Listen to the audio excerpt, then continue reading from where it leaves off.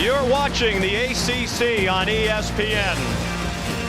Just 1 week after winning the top 5 showdown at Clemson in what was called the biggest game in ACC history, Florida State home today to host NC State and to honor a college football icon.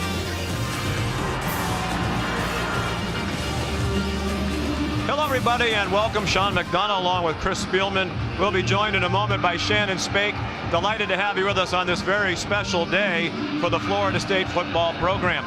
And that team we saw up at Clemson last Saturday night, Chris, looked a lot like those great Bobby Bowden teams, 14 straight years with 10 wins or more, 2 national championships back in their heyday.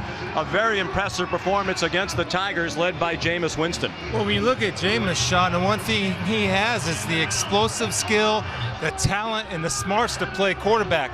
I think when I look at him, who does he remind me of? He reminds me of Ben Roethlisberger or Andrew Luck. What I mean is his strength in the pocket. You're going to see here against Maryland where guys are going to have a shot to get a sack on him. He just throws them off like they're nothing, and he has the ability to keep his eyes downfield to find skilled receivers. Now, when you talk about Florida State's skill and Jameis Winston's growth, it's because of that skill. Very talented at the wide receiver position, tight end position, and the running back position. And don't forget, Jimbo Fisher told us this is the best offensive line he's had here at Florida State. And of course, the Seminoles trying to avoid that sandwich game, a trap game off the big win last week. Miami coming here next Saturday. Here's NC State. So they have Bobby Bowden here to make sure there's plenty of emotion. And the site of the Wolfpack. Field of pain, Jimbo Fisher said, as his team takes the field.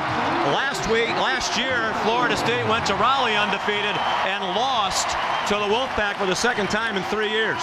Well, in order for them to have a chance, they're getting their starting quarterback back, Brandon Mitchell, who broke his foot against Louisiana Tech in the opener. In order for them to be in this game, he has to be able to run the ball. That is part of this offense. Also, you're getting back Rashard Lewis, number 2 for North Carolina State. Look for him to test the secondary of the Seminoles deep early on. Last 4 times they've gone head-to-head when Florida State was ranked. NC State won the game. Kickoff from Tallahassee right after this.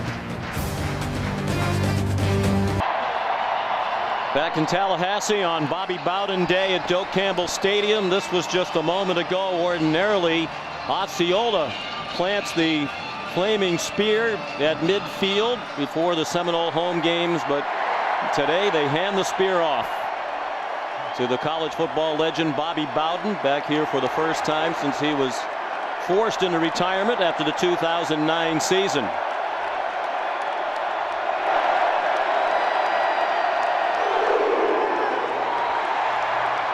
A tremendous welcome home for the legendary coach.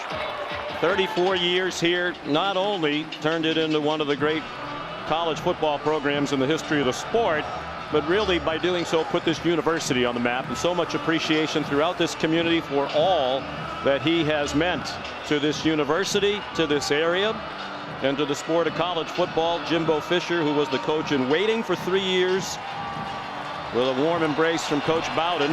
Many wonder about their relationship. Jimbo told us yesterday it is excellent. They've stayed in touch over the years. What a great scene. And down there on the field is Shannon Spake. What a special moment down here. You can really feel the electricity. But let's turn our attention to Jameis Winston. Before he was a freshman phenom, before he was a leading Heisman candidate, he was just a little boy from Alabama. But truly, that is where all the preparation for this moment began. When he was 4 years old, his parents put him in pads. He ended up starting against kids twice his age. He was only 40 pounds. And then when he was 12 in middle school, he sat down and he wrote down some characteristics, things that he thought made a great quarterback. Leadership, dedication, character. We've certainly seen all of those out of Jameis this season so far. Jimbo Fisher describes his quarterback as confident, not arrogant. He says he's not cookie cutter, and that is something he does not want to change. He was remarkably loose in the locker room leading up to that big game at Clemson last Saturday night, and played like it. Florida State will kick off. Roberto Aguayo to kick it away. Rashard Smith. Tavares Copeland back deep for the Wolfpack. NC State just 3-3. They're 0-3 in conference, scoring just 12 points per game in league play.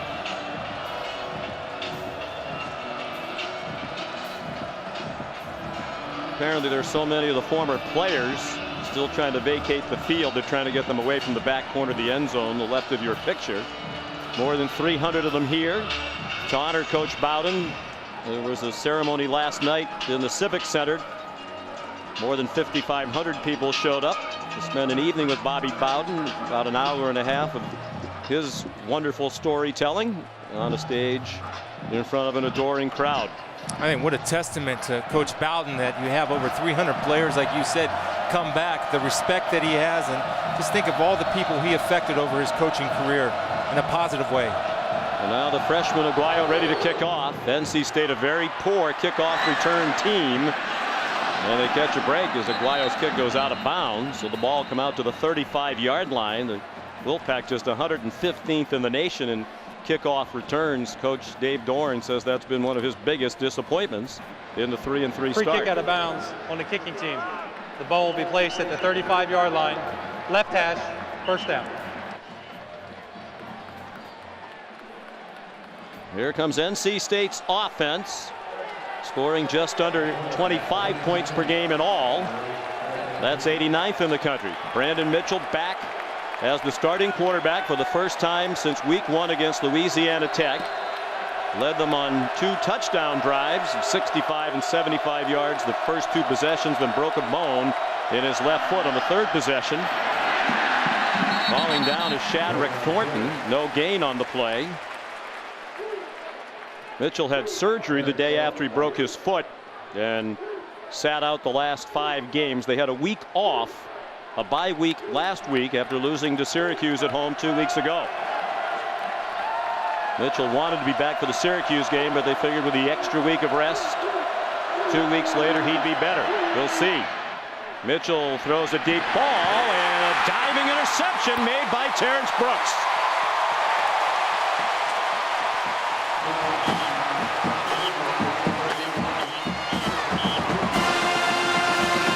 Right here you can see the rust on Brandon Mitchell. It's not even thrown to a target. He's just kind of heaving it as far as he can. Not looking off the safety where Terrence Brooks gets a great jump and a proper angle to come up with the turnover for the Seminole D. His 2nd interception of his senior season. That's 12 straight games with at least 1 takeaway for the Seminole defense. They had 4 takeaways at Clemson Saturday night against the Tiger team that had turned it over only 6 times all year coming in. Jameis Winston starts in the gun, hit as he throws, and a leaping catch made on the far sideline. Rashad Green out of bounds at NC State territory to the 41. It's a 24-yard gain. Well, this is the strength in the pocket, Sean. He's not intimidated by any type of pressure. He's going to take the big hit, allows his receivers extra time to get open downfield, and he's usually on target when he has that kind of time. 22 games in a row the catch for Green, their leading receiver. 32 catches on the year, including 8 at Clemson last week. After the play fake, Winston throws. Green again. He's in bounds at the 28. Jack Tocho, a true freshman in coverage. And Winston picking up right where he left off last week against Clemson. Remarkable numbers for the redshirt freshman in Bo Jackson's hometown of Bessemer, Alabama. 20 touchdown passes, only 3 interceptions, 71% completions, 2nd in the nation in pass efficiency, behind only Bryce Petty of Baylor. Carlos Williams comes in at running back. They're without James Wilder today, who would be their 2nd string tailback behind Devontae Freeman. He suffered a concussion last week. Perfectly thrown floater to Williams, and he has another first down. Gain of 10.5. Robert Caldwell and Dante Johnson made the tackle for the Pack. Well, he can throw the fastball, make the tough throw, and he also throws a nice changeup in stride for Carlos to take it on the run. The former safety now turned running back, who Jimbo Fisher is very excited about his future in that position. Winston threw a career high 444 yards passing last week. They're almost perfect in the red zone. 97% leads the country. The only time they didn't score in the red zone, they lost a fumble in the red zone against Bethune-Cookman. Looks like they're going to call out the chains for measurement. It looked like Williams comfortably had the first down. And Jameis 3 for 3 already. He has a knack for starting out quickly. In his first start in the opener at Pittsburgh, he hit his first 11 passes. He had a string of 13 in a row against Nevada. First down. Yeah, Sean, I was out of practice on Thursday and I saw the most amazing thing. Throughout the whole practice, individual drills, team drills, the ball didn't hit the ground once. Every pass was completed, not only by Jameis Winston, but the backup Coker. So they're an efficient machine, and it's just a testament, again, to the skilled players that they have on the edges. That's how good Coker is. It was a spirited competition to the very end of preseason camp before Jimbo Fisher settled on Winston. The toss back to Carlos Williams. Touchdown, Florida State.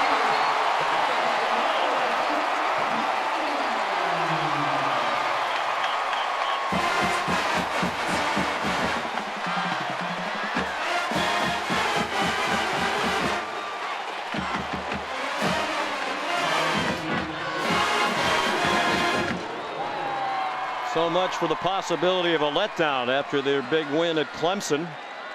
And they won 51-14, the most points ever given up by the Tigers in Death Valley. And the extra point good by Aguayo. Still has not missed a kick as a college place kicker. Carlos Williams, an 18-yard touchdown run. 4 plays to go 65 yards. He took Dante Johnson along for the ride.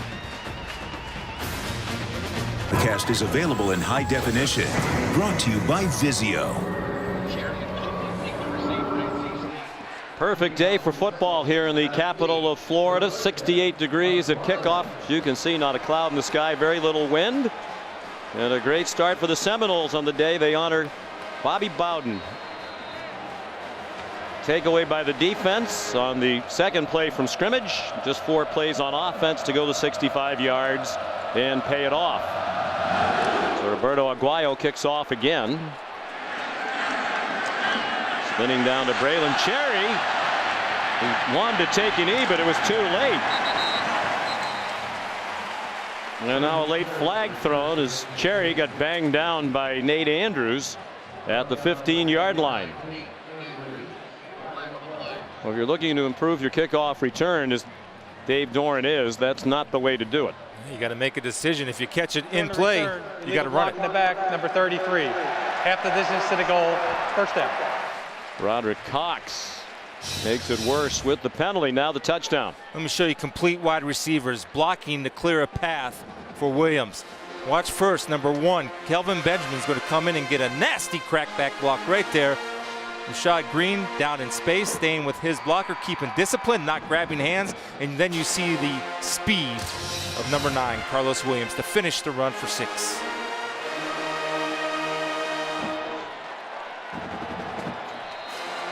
Horrible field position for the Wolfpack. Back inside their own 8-yard line. Brandon Mitchell, graduate student, to the 10. For a gain of 2 before he was bounced back by Telvin Smith, the leading tackler for the season for Florida State defense that has also played very well. They're giving up just 12 points per game. That's 3rd best in the country. Only Alabama and Louisville holding their opponents to fewer points per game. They're starting to get the feel, Sean, of what they want to do with Jeremy Pruitt, the defensive coordinator.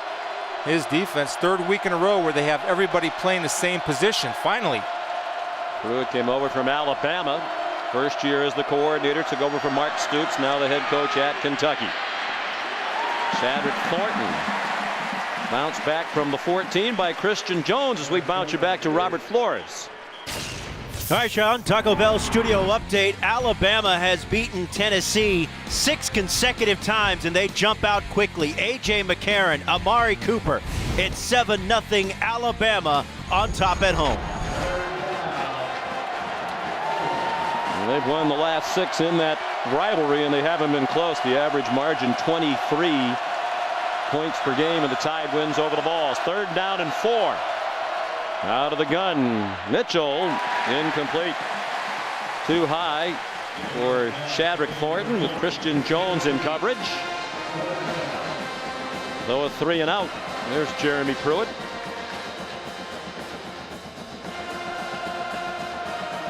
Studied under Nick Saban, longtime high school coach in the state of Alabama, including at Hoover High School, which was made famous for the TV show that followed Hoover's exploits. He was there during that time. Was Pruitt. Will Bauman on to punt, 3rd year as the starting punter for the Wolfpack. Kenny Shaw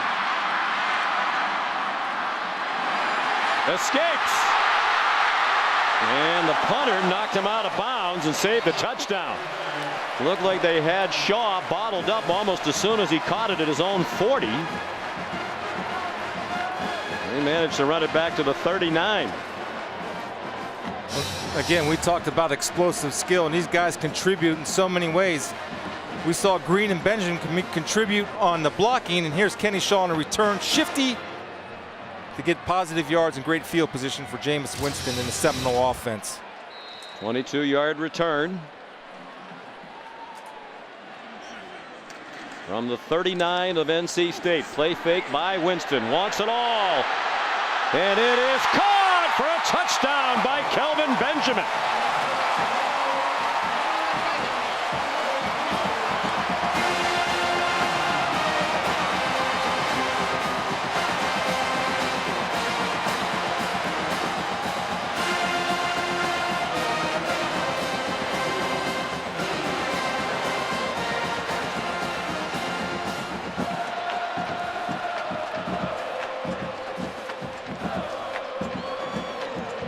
Fifth receiving touchdown of the year for Benjamin.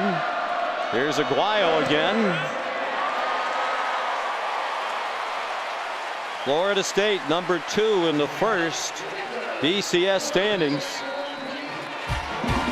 and determined to at least stay there. They're just a fraction ahead of Oregon. They're trying to make a statement today and off to a great start. One play to go to 39 yards after the punt return. ESPN College Football is presented by new Raspberry 5-Hour Energy, available for a limited time. Get yours now. And in part by American Blackout on the National Geographic Channel. Well, one of the great traditions of Florida State football, which dates back to 1962, the Sod Cemetery. They bring back pieces of turf from road wins. Ordinarily, they put flowers on the grave sites of the team they're playing this particular week, and they've had big road wins. But today, 63 floral arrangements placed on some of those grave sites for all of Bobby Bowden's Sod victories over his 34-year career. Hard to say that NC State is dead and buried already in this one, but boy, it sure feels that way with the way this one has started. Telvin Smith made the tackle on Braylon Cherry, just a 12-yard return. Here's the second touchdown of the day for Florida State. They're playing quarters coverage, which means the safety is going to be up. This guy cannot be outside technique. He has to be off and inside and not give up the post. That's Burris number 11. And Benjamin at 6'6", running a 4.4. You have no shot if you're lined up out of position. Help yourself by your pre-snap alignment, off and inside, and protect the post, which he didn't. The result, Florida State made him pay. Three receivers bunched to the left. Mitchell took off running. Christian Jones made the tackle at the line of scrimmage. It is an offensive line that has really struggled all season long. Dave Doran said that was his biggest concern coming into the year, and it's been even more problematic due to injuries. They've had to move some people around along that offensive line.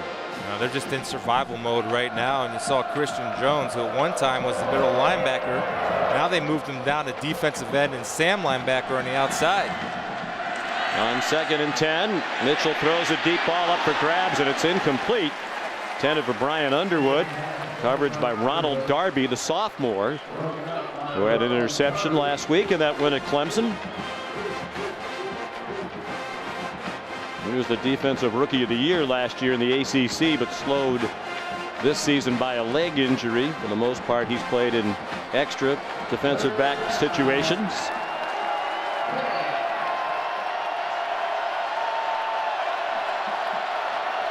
Among the many great stats, the Noles one of the best in the country, 10th in the nation in third down defense. Opponents are just under 30%. Mitchell has a man short. Catch made by Marquez Valdez scanning. And Lamarcus Joyner made the tackle. They're short of the first down, so they still haven't had a first down, and they'll punt. It's a nice job, and you see the athletic ability of the Seminole defense anytime there's a catch. And this is not just this game, of course, but it's all season long. They rally to the football like no other defense that I've watched on film this year. Eliminate the rack yards. That's part of their credo. Will Bauman to punt again. Kenny Shaw back at his own 31.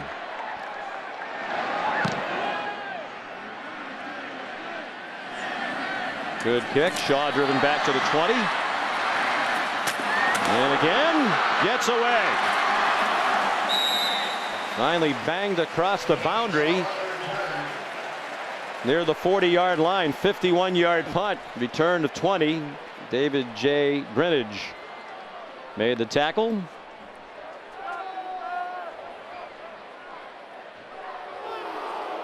Injured NC State player on the play. He took a shot from number 15, Mario Edwards, starting defensive end, contributing on special teams. It was a clean hit. And that's tough because sometimes you don't see those coming.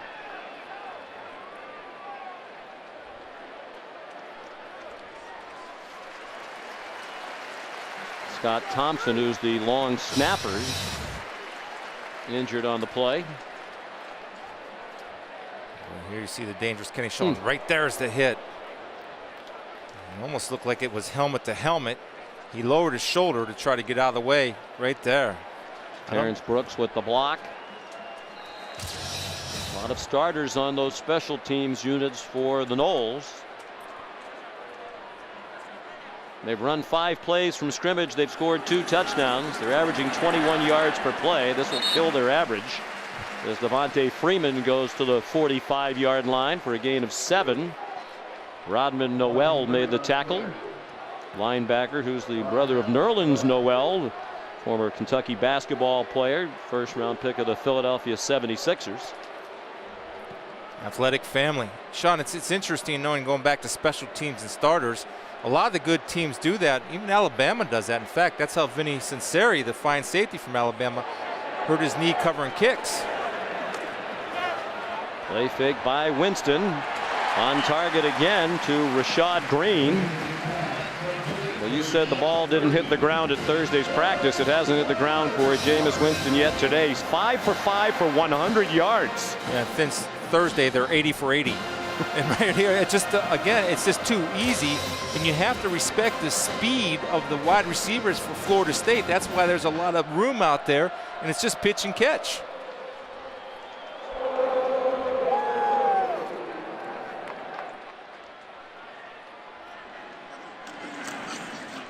Carlos Williams gets 3. Tough to pick impact players when you're talking about Florida State. They have so many. Today's impact players brought to you by Chick-fil-A. And all of them made an impact so far today, with Green, Shaw returning kicks, Benjamin on the block and a touchdown. And we haven't gotten to Nick O'Leary, who might be the best pass-catching tight end in the country. He had 161 yards receiving at Clemson, did O'Leary, last Saturday night. Winston throws, caught. Another first down. Kenny Shaw to the 24. Tackled by Hakeem Jones. He's well over 100 yards passing now. We're not even midway through the first quarter. That's a perfect example of throwing a guy open, seeing number 20, Hakeem Jones, come over the top, slightly behind on purpose so his guy doesn't get the killer shot across the middle. Gain of 15. Winston under center. You don't see that very often. And a diving attempt, and he's human. An incomplete pass. Kenny Shaw couldn't hang on. That's a rare miss. Always the most difficult throw, rolling to your left, throwing across your body. And usually Kenny Shaw, just outstanding. Even their practice habits, watching these skilled players run routes, Sean, everything is with urgency and pride. And one of the reasons why they have so many players and so much competition at that position, if you don't do it, you're out, the next guy's in. And Jimbo Fisher tells the wide receivers it's not enough to be talented. Be a great technician. Enhance your talents by performing the way you're supposed to do it. Ball flipped ahead to Rashad Green. Delivers a stiff arm as another first down. Taken out of bounds by Dante Johnson, who was a cornerback when the year started, had to move to safety due to injury. Yeah, the more you can do, the better chance you'll play, and that's Antonio Freeman getting a cut block to speed, speedy number 80. Rashad Green.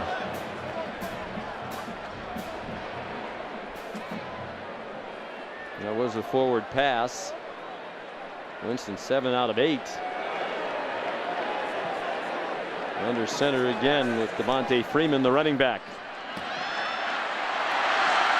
Touchdown!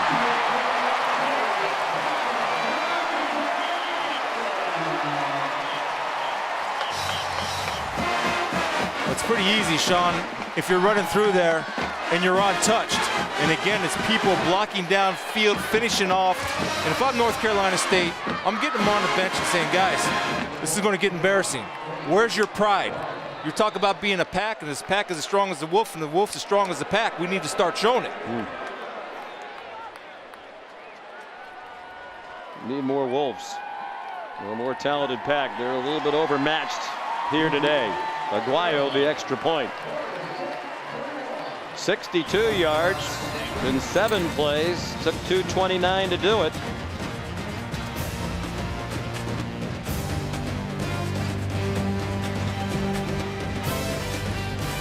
Tonight on ESPN's College Football Prime Time, sophomore Heisman hopefuls meet in the Pac-12 clash at a big game. Number 12 UCLA, number 3 Oregon, presented by Hampton Hotels. That's at 7 Eastern tonight on ESPN. Also live on Watch ESPN.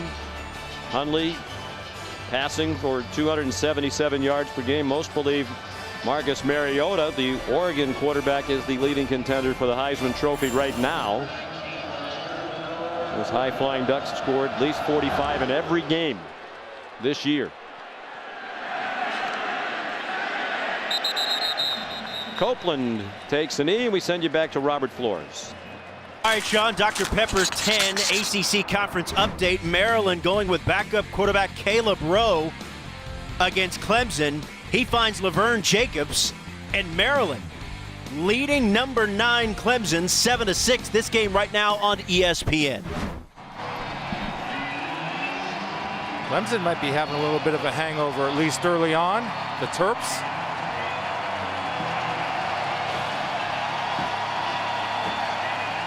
Brandon Mitchell and NC State still looking for their first down of the game, and the crowd making it very difficult.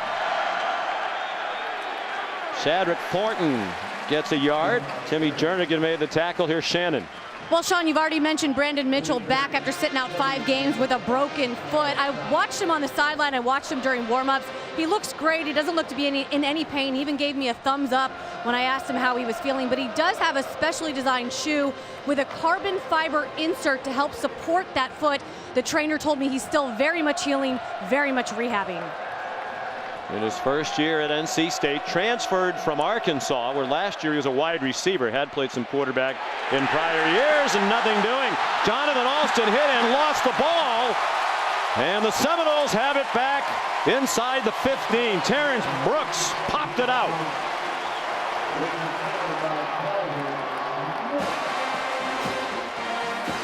You have no threat of any deep ball whatsoever. You can have your safeties come up and force a run. Watch Terrence Brooks close with blinding speed and come with bad intentions on Alston. Right here, it's the second. Gary gets his head across the bow, puts the helmet on the football, the proper technique, causing the fumble, and you have Telvin Smith with the recovery.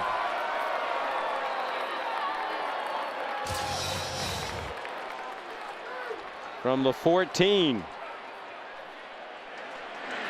Winston to the end zone, incomplete. This receiver, Nick O'Leary, hit the deck about 2 yards into the end zone. Tried a little shake route down there up the seam.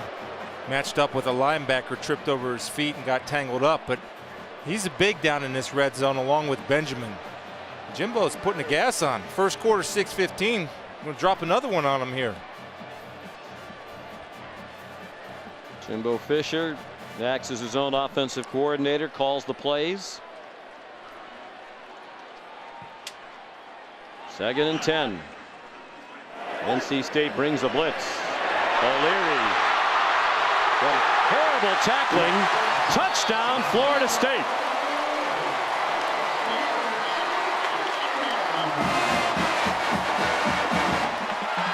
And Chris, you said it. The Seminoles obviously rolling and very impressive, but if that's the best effort that NC State can make the tackle, they're getting exactly what they deserve. That's horrendous. Well, I think that's what Dave Doeren has to address. And you're going to find out a lot about this Wolfpack team and their character as this game progresses. Aguayo adds the extra point.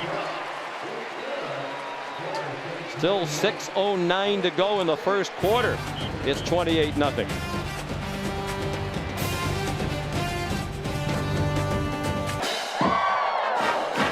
Nick O'Leary with the touchdown catch, his 6th of the year, the 10th of his career.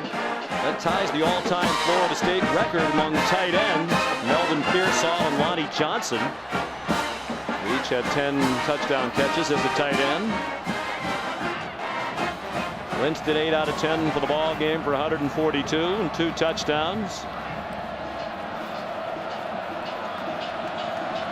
The defense already with 2 takeaways. Aguayo kicks off into the end zone. Braylon Cherry takes in. It's tough to keep track. Which touchdown is this? Number 4. Number 4. And the threat in the red zone, like we told you. Nick O'Leary. Now, I want you to watch the effort. This is something that Coach Doeren needs to talk about. Remember Terrence Brooks coming up and making a tackle? Here, guys are coming up and they're just get a little case of the shies. Just a little shy of coming up and making contact. And if you got to play and you're going to hit a 6'3", 250-pound guy, you better wrap him up and come with some pad intentions, or he's going to put you on his highlight film just like he did. Mitchell under duress. Almost threw an interception. Dropped by Telvin Smith, who might have had his eyes on the end zone, which was beckoning instead of the football. The definite leader for Jeremy Pruitt's defense. Telvin Smith has made a lot of big plays. The quarterback, and right there, he wishes he had that one back. Very active.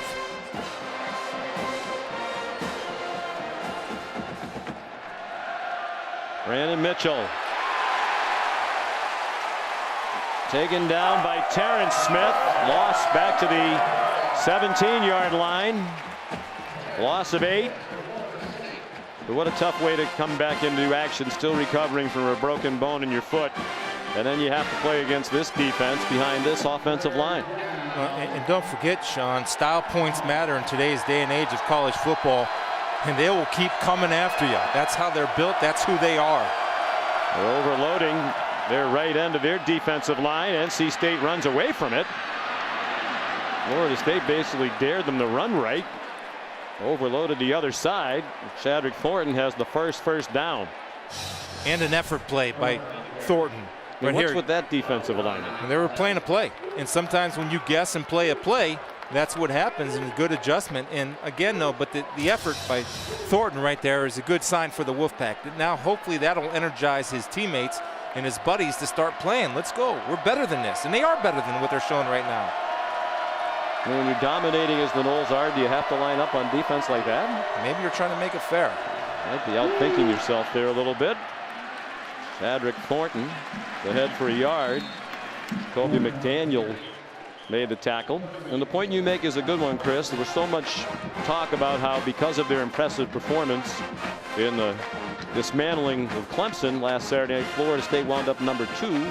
Most people thought they would be number 3 behind Alabama and Oregon.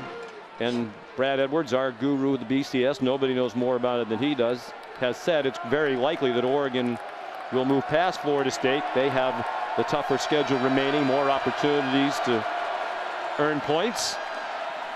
Mitchell throws, deflected, and almost intercepted. LaMarcus Joyner got a hand on it. We asked Jimbo Fisher yesterday, are you in a position where you have to hammer somebody if you get ahead? He said, I really don't want to do that, but then we're in the first quarter, so in no way is this conversation right now about running up the score. But my question wouldn't be right now, is Florida State better than Oregon? My question would be, is Florida State the best team in the country? I mean, you look at it like that, and what we're seeing on defense, and I'm seeing an improved defense from the first game that we did of Florida State, was with Boston College. They're much more sound, and you're getting playmakers like LaMarcus Joyner, who's making plays all over the field. Mitchell flips the ball. Looked like a forward pass when he was across the line of scrimmage. Apparently they're going to rule that a lateral intended for Tony Creasy, and it went out of bounds. Is this forward? Sure it is. Yep. And he's beyond the line of scrimmage.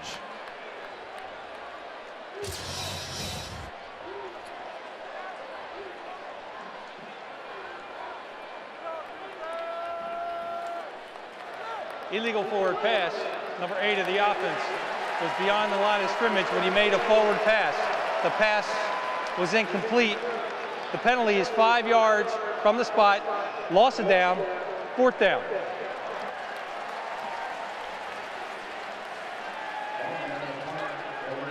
Brandon trying to make a play, and right there as a result of not getting enough reps at that quarterback position, losing sight of where he was on the field in regards to the first down marker in the line of scrimmage. Will Bauman on the punt again. He's kicked well. They've been in position to cover the punts. The first couple of men can't get Kenny Shaw on the ground. Can they this time? Yes, they can. MJ Salahuddin made the tackle after a 50-yard punt. There are the BCS standings, first of the year, brought to you by Discover Card. No surprise that Alabama was number 1. Florida State slightly ahead of Oregon. We mentioned Oregon with the more difficult schedule upcoming, including that game tonight against UCLA. When you look at Oregon and UCLA, they'll probably, according to Brad, will jump Florida State. But, I mean, that's what we created. You have to score points, and you have to do it on style. That's what counts nowadays. Catch made by Kelvin Benjamin. He escapes. Finally got knocked out of bounds. They're going to mark him out back near the 26-yard line. And we should point out the computers love Florida State. They're really the reason the number 2. The human polls, AP and the coaches poll, both have the Seminoles number 3 behind Oregon. So perhaps a chance from the Noles today to sway some of the humans, get those who have Oregon ahead of them, to put the Noles ahead of the Ducks in the ballot. Kelvin Benjamin can't hang on. Of course, the Ducks will have a chance to make their statement tonight against a good UCLA team coming off that loss last week at Stanford. Missouri, sitting at 5, has a statement game also today against South Carolina, and a backup quarterback, Matty Mock, who was outstanding last week against Florida. That's a team to keep your eye on. Jimbo Fisher, winningest coach by percentage in ACC history, bettered Bobby Bowden's mark. And with 37 wins in 4 years, he broke Ralph Friedgen of Maryland's record for most wins in the first 4 years as an ACC coach. Fridge had 36 with the Terps. Devontae Freeman crossed the 30. Jack Tocho knocked him out of bounds. I want to go back to Sean. When you look at the talent at this team, and not only we've obviously talked about their skill, we mentioned it earlier, but it's worth mentioning again, it's that group right there, that offensive line. They're outstanding, and they're starting to work in sync. They're like fingers in a glove. They move together and work together, and they've stayed healthy at that position. Last year, the O-line was inexperienced and really considered a weak link of the team. First third down of the game for Florida State, and whistles before it, and a flag down on the far side of the field along the line of scrimmage. There are not many third downs as an offense. Full start offense, number 51, 5 yards, 3rd down. I think we've seen why, because they're so good on first and second down. They don't need many third downs. This is just the 62nd third down play of the season for Florida State. The only team to not attempt the fourth down. They've run 9 fewer third down plays than any team in the country. When you average more than 8 yards per play, you don't get to third down very often. 3rd and 8. Devontae Freeman, another missed tackle. This NC State defense, as you would say, throwing a no-hitter today. Tim Buckley finally did make the tackle, a 30-yard gain. Yeah, missed tackle and a missed coverage. You're only rushing forward. You're playing zone behind. Somebody vacates the flat area. And I got to believe it's number 20, Hakeem Jones, who missed the tackle. And again, that's mental errors. And when you're not playing physically, you're not playing mentally. When you play a team like Florida State, it's a good chance you're going to get embarrassed. When they do get to those rare third downs, Jameis Winston has completed 80% of his passes on third down for the year. Throwing another deep ball into single coverage. Caught! Rashad Green, a 42-yard touchdown. Dave Huxtable's defense has no answers for the high-flying Seminoles. Well, Sean, again, we're going to have that quarters coverage. You cannot give up the inside. You'd think they would learn after the first time. And let's take a look what Justin Burris does right here. Again, he's sitting on the outside. There's no free safety help. Then you have the speed of Kenny Shaw and the arm strength and accuracy of Jameis Winston. The results are deadly if you're a Wolfpack fan. 42-yard touchdown reception by Green. They go 89 yards in 5 plays in just under 2 minutes. 274 yards of offense in the first quarter. Jameis Winston, if you're keeping score at home, 11 for 14, 229, and 3 touchdowns. And Green's over 100 yards receiving in the quarter. 5 catches for 106 yards and a touchdown. Winston now with 23 touchdown passes for the year and only 3 interceptions. 1 week after he threw for 444 yards at Clemson, the 9th highest single game passing total in Florida State history, the most since 2000 when Chris Weinke threw for over 500 in a win against Clemson here in Tallahassee, November of 2000. The Heisman Trophy winner threw for 521. Renegade might need an IV after this game. It's cramping up already. Oregon will have its chance tonight against UCLA. 2:02 to go first quarter, 35-0. Florida State. Aguayo might be leg weary. This kick is short to Braylon Cherry.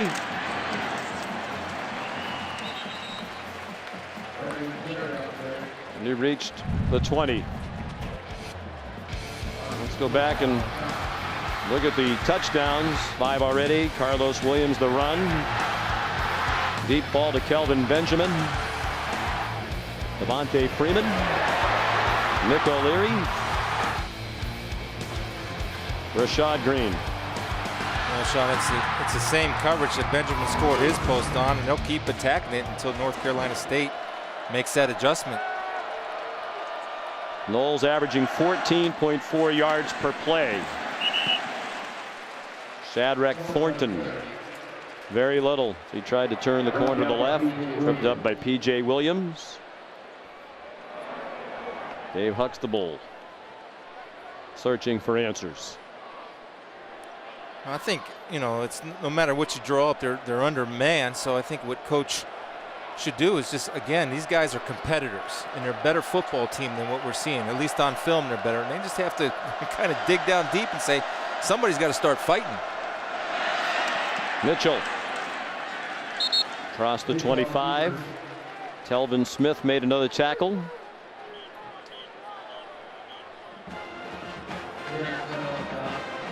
Terrence Smith also in on the play. He comes out of the ball game now for this 3rd down and 5. variety they have, because they have so many athletes in the defensive back, they can afford to go a dime defense, which is defined by 6 defensive backs. Nickel self-defined 5 defensive backs.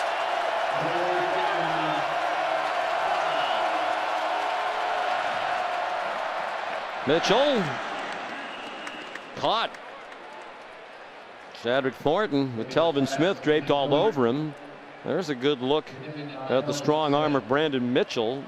Dave Dorn told us the other day he has a huge arm, and that ball had plenty of zip. Yeah, it was a good throw, and it's a good thing for North Carolina State just to get them a little rhythm on offense and to give their defense a breather.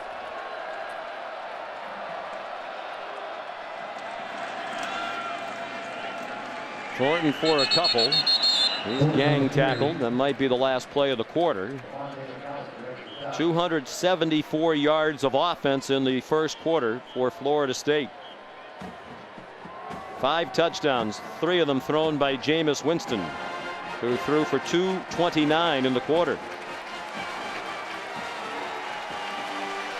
Shades of yesteryear indeed here at Florida State.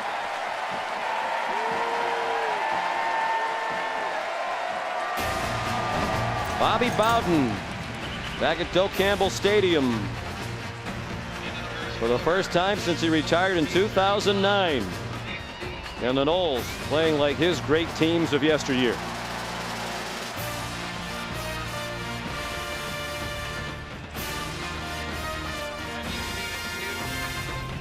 Back in Tallahassee, the redshirt freshman Jameis Winston, 229 yards in the first quarter, the most in the first quarter by an FBS quarterback this season.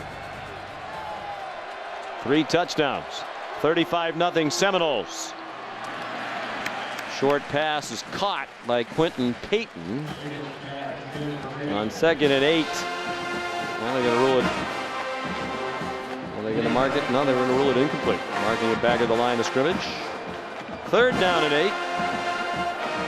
See the rust on Brandon, and that's just, he's not playing. He doesn't have the game rep, so you can time it up with receivers in practice, but it's a whole different speed once you get to the game. Flag down. It looked like the Noles carelessly lined up offside, and it won't matter. It's a first down nonetheless. Shadrick Thornton, the catch and run, tackled by Nate Andrews. Players at the left end of the Florida State defense along the line just started walking into the neutral zone as the ball was snapped. Offside, number 26 defense. Penalties decline. First down. Good call by Matt Canada. When you have an aggressive pass rushing team, oftentimes the screen will slow them down. Well executed there. There's Matt, who was at Wisconsin last year. This is the deepest penetration for NC State, their own 42. They go into the bag of tricks. Here's Brian Underwood, fastest player on the team. And that worked well. Nearly another first down. They'll mark him out at the 50-yard line, about 2 yards short. Well, you got to go ahead and run some misdirection, and it helps when you get a good block by Quentin Payton, number 88, right here on PJ, just setting the tone. And Underwood's probably their most explosive player on offense. You've got to create ways to get him the football to give your offense a little juice. This is 10th rush of the season, so they go to him as part of the running game frequently. Thornton has the first down. Drives inside the 45. He was their leading rusher last season, but started this year in the doghouse of Dave Dorn, his new coach. Some off the field episodes. Played very little at the start of the year. Matter of fact, he was suspended for the season opener. Dave Dorn says he's been doing all the right things, and he's become their featured back. Yeah, he was hoping that he would kind of break out this game, give him some carries and opportunities to get in some type of rhythm as a runner. Mitchell carries. Very strange, their numbers, Chris, in the running game. NC State's leading rusher starting today was the true freshman Matt Days, who for the season through 6 games had rushed for 188 yards. That's 37.5 yards per game.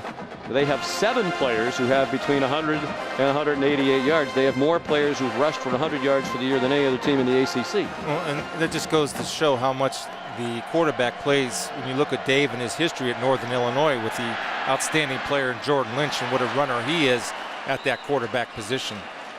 Thornton dropped the pass. Might have been just as well. He's probably going to get dropped for a loss.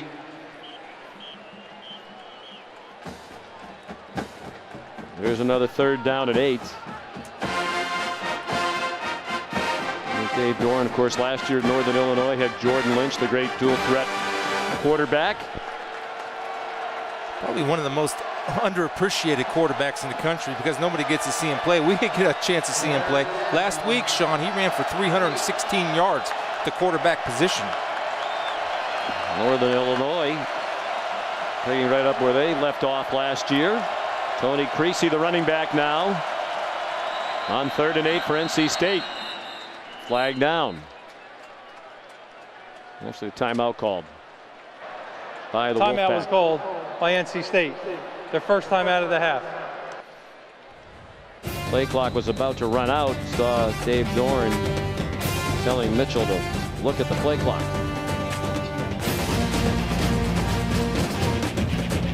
Sees Saturday Night Football.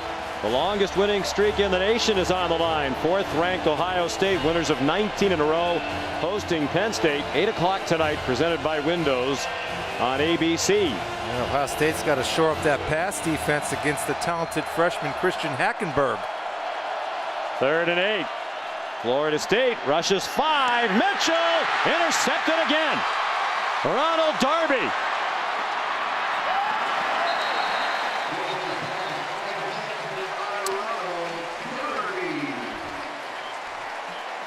Second interception of the game thrown by Mitchell. Second of the year for the sophomore from Oxon Hill, Maryland, Ronald Darby.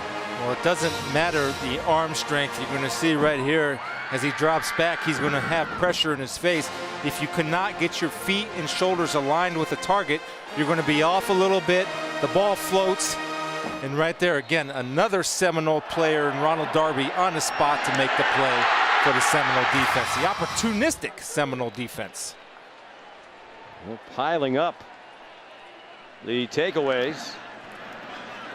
Jameis Winston fell down as he threw, and that's almost intercepted. He was looking for Kelvin Benjamin. Hakeem Jones was there for the Wolfpack. Now, one thing he can probably do, Sean, a little bit more, and it's kind of a catch-22 for Jimbo Fisher. There are times when throwing lanes turn into running lanes, and maybe he keeps his eyes downfield just a little too long as he got caught up with his offensive lineman, Cameron Irving. But there's times where he can tuck and run to keep the chains moving. But you know what? If he's hot, do what you want, Jameis. Don't overcoach him. Lost it out in the flat for Kenny Shaw. Chased out by Robert Caldwell. They're back in NC State territory at the 46, 17-yard gain. Here's Shannon. Well, Sean, Chris, I know you were mentioning what maybe Dave Huxtable, defensive coordinator for NC State, might have been saying to his guys. When he had him on the sideline, he said, you have got to completely cover all of these receivers. He asked them all, what is the game plan? Put it in your head and execute. Meanwhile, the injuries continue to mount up for NC State. Jonathan Alston, wide receiver, dislocated elbow. He's out for the game. Scott Thompson, the long snapper, rung his bell. Possible to be back in.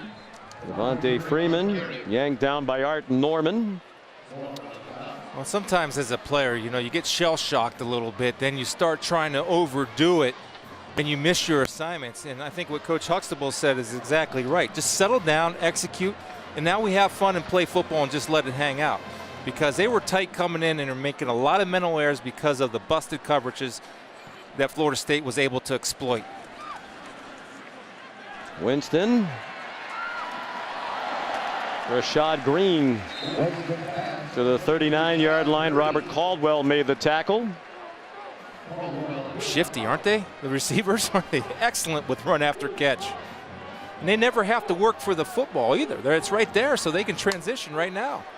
Where's the weakness? Jimbo Fisher, as you said, says it's the best offensive line they've had, and it's experienced. 114 combined career starts for the 5. Terrific tight end. No weakness on offense. No. Zero. Wide receivers, deep, talented, fast, big, stable of running backs. The quarterback might win the Heisman Trophy. And then there's the defense. Pass a little bit too high for Kenny Shaw.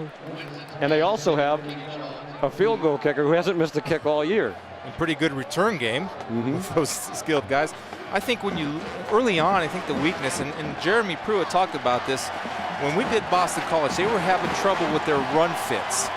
Now they're starting to get in sync, and they're getting guys playing, and they're getting good production for number 24, Terrence Smith, the middle linebacker, where they were able then to move one of their better players, Christian Jones, to defensive end / Sam linebacker. First time they're going for it on 4th down all year. And now a timeout called. Second of the half used by the Wolfpack.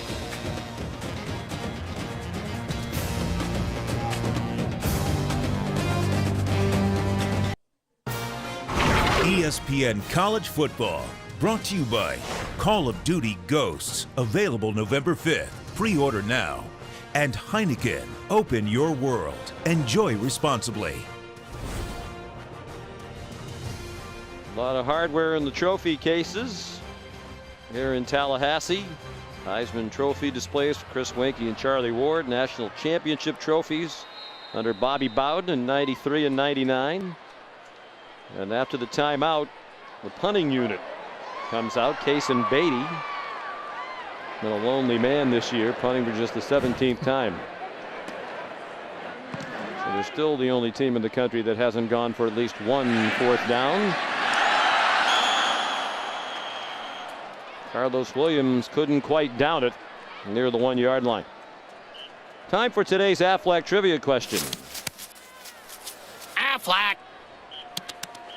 Since 1990, can you name the 2 Heisman Trophy winners who were 2 sport athletes in college? I think I got one. We talked about Gosh, one I would yesterday. hope so. Yeah, we talked about one yesterday. I might have the other. I got to take a guess on the other. And it won't be David Norrie again from UCLA. David last year. Not unless playing quarters is a collegiate sport. Music trivia for David. Jameis Winston, of course, is a 2-sport athlete, outfielder and pitcher on the Florida State baseball team. Under another legend, Mike Martin. Matt Days, the freshman and running back, welcome to the game, says Timmy Jernigan. But we just gave you one answer, Charlie Ward. Right, Charlie Ward, who played basketball and was a point guard for the Knicks, I believe. And I think we did a game or two with the other player. We did. Yeah, then I think I'm going to get this one. That, boy, doesn't help anybody outside of our I don't want to families, help them. They're on their own, just like me. I don't think most of America really keeps track of where we go on a week-to-week They don't? basis. Maybe the local authorities, but that's about it. Matt Days, the ball carrier. LaMarcus Joyner made the tackle. He's a player, man. Joyner, all over the field. They use him in a variety of ways. They blitz him. He's like a linebacker at 5'9". I mean, he set the tone for that game last week. All the attention on the 51 points they scored, but Joyner himself forced 3 turnovers, caused 2 fumbles, also had an interception. He had a sack. He had 8 tackles. Was the National Defensive Player of the Week by the Walter Camp Foundation. 3rd down and 13 for Brandon Mitchell in NC State.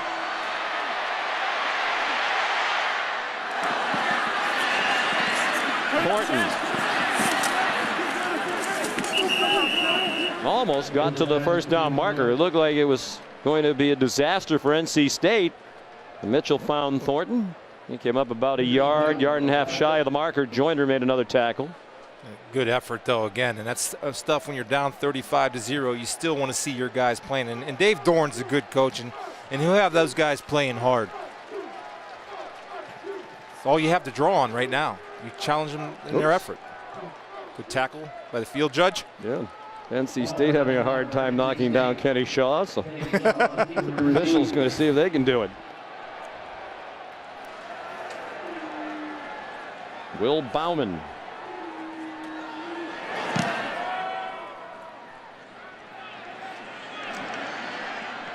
Shaw.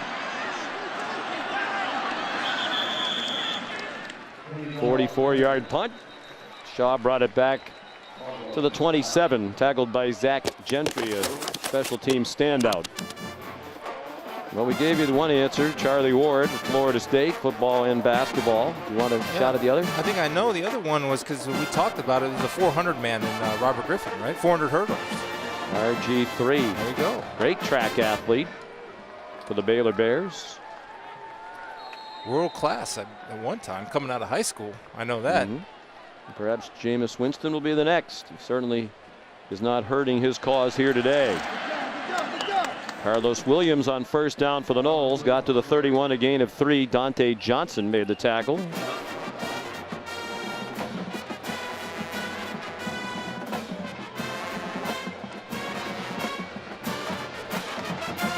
Carlos Williams was a safety when the season began.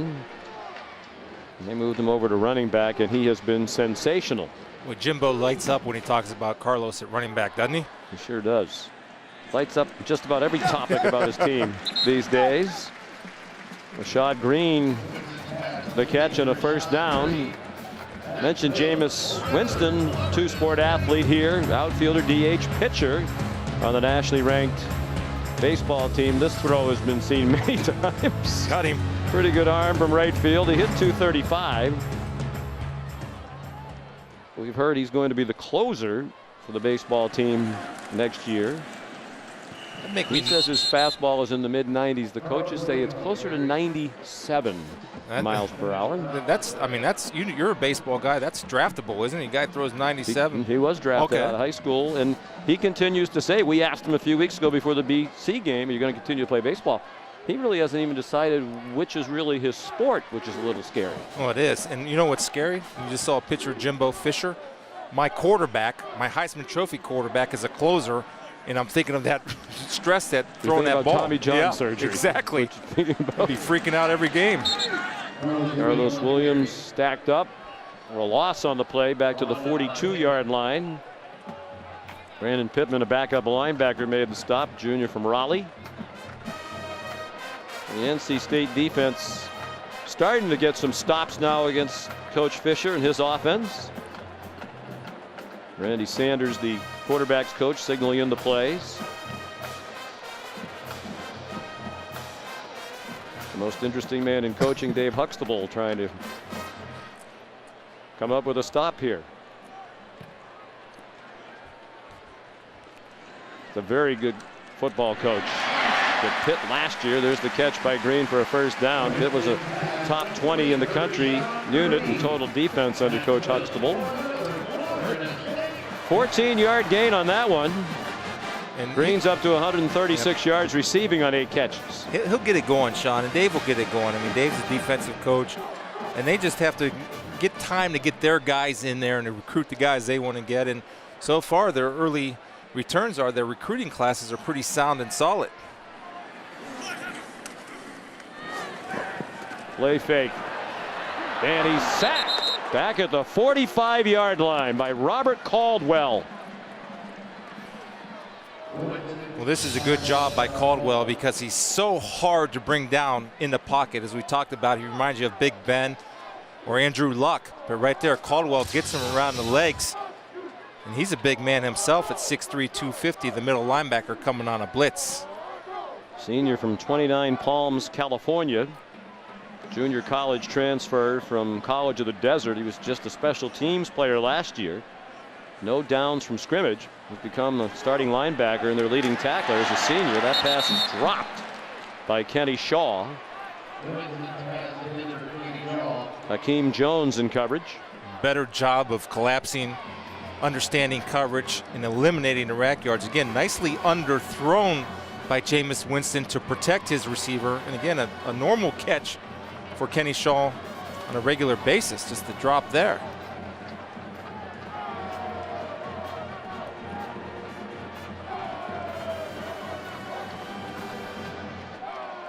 They're 2 out of 3 on third down today. 3rd and 21 from their own 45, 45 rather.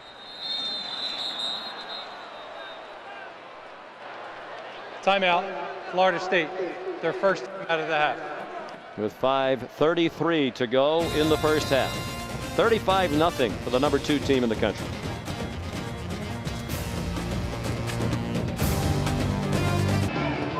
Time to look at our Pacific Life game summary.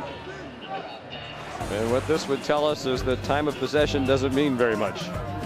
Yeah, and I think the big thing is there, and what Florida State capitalizes, 14 points off of 3 turnovers, and just their quick strike ability. That's why the time of possession, because Florida State's frankly scoring too fast. NC State has held Florida State to just 42 yards of offense in this quarter. A much better effort. 3rd down and 21 after the Seminoles timeout. Jameis Winston.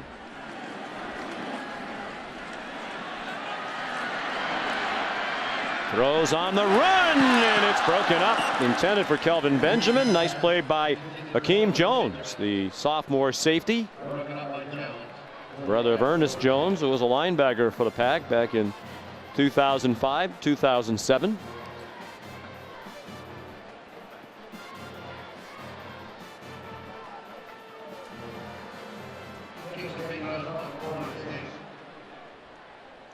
Kason Beatty will punt for the 2nd time. Waylon Cherry back at his own 15-yard line. Wolfpack came after it. Cherry a fair catch. And hurt himself while making a fair catch, apparently. He limps off. 38-yard punt.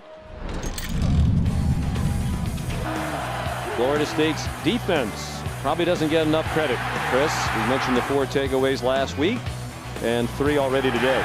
See the 2 plays there made by Terrence Brooks, and really a turnover machine as of late. When you look at Florida State, Sean, they've gotten better since we saw them against Boston College, and it's because they're starting to settle in their positions. As we mentioned earlier, this is the 3rd week in a row where every player is playing the same position, which helps develop some consistency amongst the 11 guys.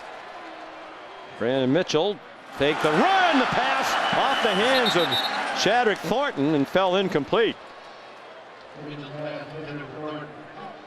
Marcus Joyner was there. It looked like he might have a chance for another interception off the ricochet. Well, Shadrack makes a bad play here, but turns around and makes a pretty good play by trying to break this up, and you can see he becomes the defender and rips the arms of Joyner to prevent the interception. Florida State defense started the day 3rd in the country in scoring defense, 2nd in pass defense. Only Oklahoma's given up fewer passing yards per game. 6th in total defense. The only team to score more than 14 against the Noles this year, Boston College, which put 34 up in Chestnut Hill. Look out! Mitchell in the end zone, flipped it away, and it's knocked away from Thornton by Terrence Brooks. Joyner, they've used him a lot this year under Jeremy Pruitt as a blitzer. Remember, he leads the team in sacks.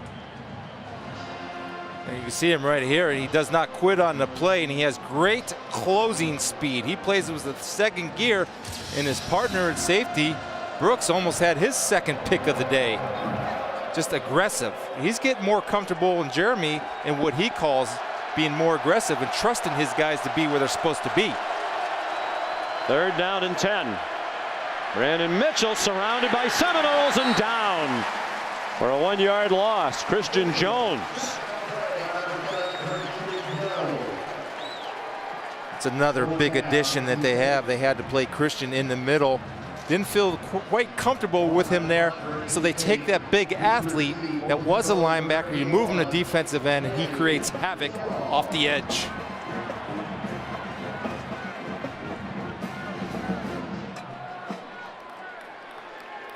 Will Bauman to punt to Kenny Shaw.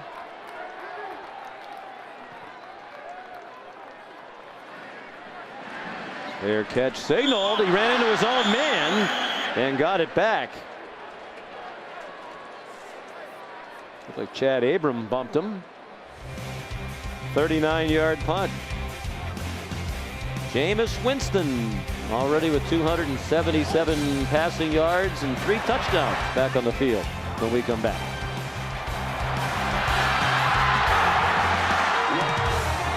Tallahassee, Florida. Sean McDonough, Chris Spielman, Shannon Spake, number 2, Florida State. Dominating NC State 35-0. Touchdowns on their first 5 possessions for the Noles. They punted on their last 2. And Devontae Freeman bounced off a hit, turned it into a 2-yard gain, tackled by Drew Davis. Here's Shannon. Well, Sean, you guys were talking about how Jameis Winston, 2-sport athlete, of course, here plays baseball, plays football. Well, I spoke to him, his family, about why he decided to come to Florida State. He, of course, was recruited all over the country. And it was about the coaches. It was about Jimbo Fisher. It was about Mike Martin, baseball coach. The connection he had with both of those coaches, that was the key. Of course, in a lot of places, they really wouldn't want you to play more than one sport. Rashad Green couldn't catch that pass. And after that high-flying start, Winston hasn't been quite as accurate, and the receivers have dropped a few. And it's 15 of 23, and I've got 3 drops with that. 3 legitimate drops, not close calls. But he doesn't get rattled. I mean, he has such composure and poise for a young guy. 3rd down and 7. And that ball's incomplete. Again, the receiver Green got his hands on it, but Rashad couldn't hang on. Hakeem Jones, Jack Tochel with the coverage for NC State. Confidence is the key. You know you're rolling when you have the ability and the confidence to put it right where it needs to be in another drop in between the corner and the safety on a 2-deep look. First 3 and out of the day for the Seminoles. 3 straight punts now for Kaysen Beatty, the sophomore from Charlotte, North Carolina. It's a fake, and it works. Carlos Williams to the 34-yard line. 17-yard gain. Right here's Carlos Williams. You're going to get a direct snap with 2 lead blockers, perfectly executed under pressure. Right there, good snap, and you have lead blockers leading the way for the explosive Carlos Williams, safety turned running back. Well, we talked earlier the importance of the polls and perhaps style points. I know it's still in the first half, but it's 35-0. If you were the NC State folks, would you have a problem with a fake punt? Their final timeout of the half. 30-second timeout. I don't have a problem with it, Sean, for this reason. It's still the first half. You get paid well. You have Division I scholarship players. Jimbo Fisher can't worry about the feelings of North Carolina State or people that might think he's running up the score. One of the reasons why he ran that fake punt, in my opinion, is because the offense has been struggling. He wants his offense back on the field to establish some type of rhythm before they go into halftime.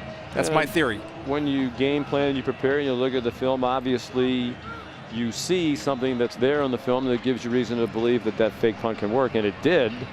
And I agree with you, it's still the first half, and unfortunately the system is such that it might be important to score as many as you can. I don't think we're really at the point yet in the first half where you get into, are they running it up inappropriately or not? I think most coaches understand that are coaching nowadays, because especially when you come in and you're playing the number 1, 2, 3, 4 team in the country, you know they're going to go ahead and try to bury you. And there's nothing wrong with that. Feelings are okay. Everybody will be fine as Freeman takes off. Inside the 10 and down at the 5.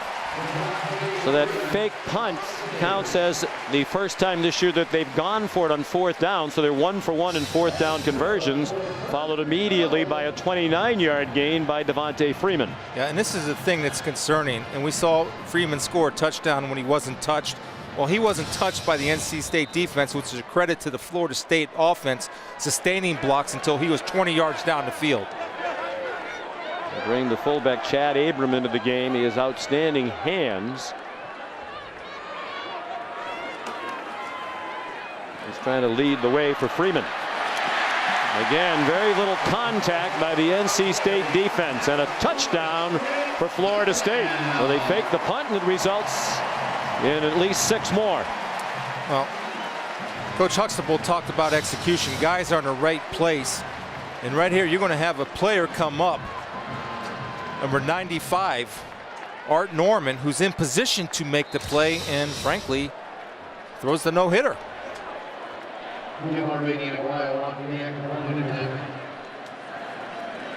Roberto Aguayo kicks the extra point.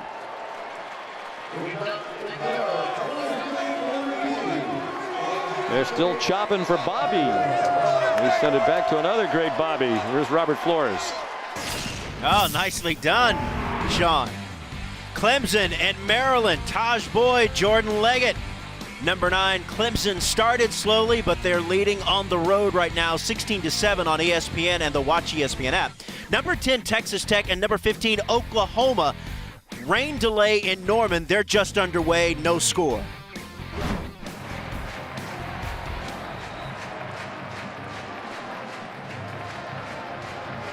Robert here at Doak Campbell Stadium, Bobby Bowden Field, 42-0 Florida State. Still 3:06 to go in the half. If you're just tuning in, Bobby Bowden back in this stadium for the first time since he was forced into retirement after the 2009 season.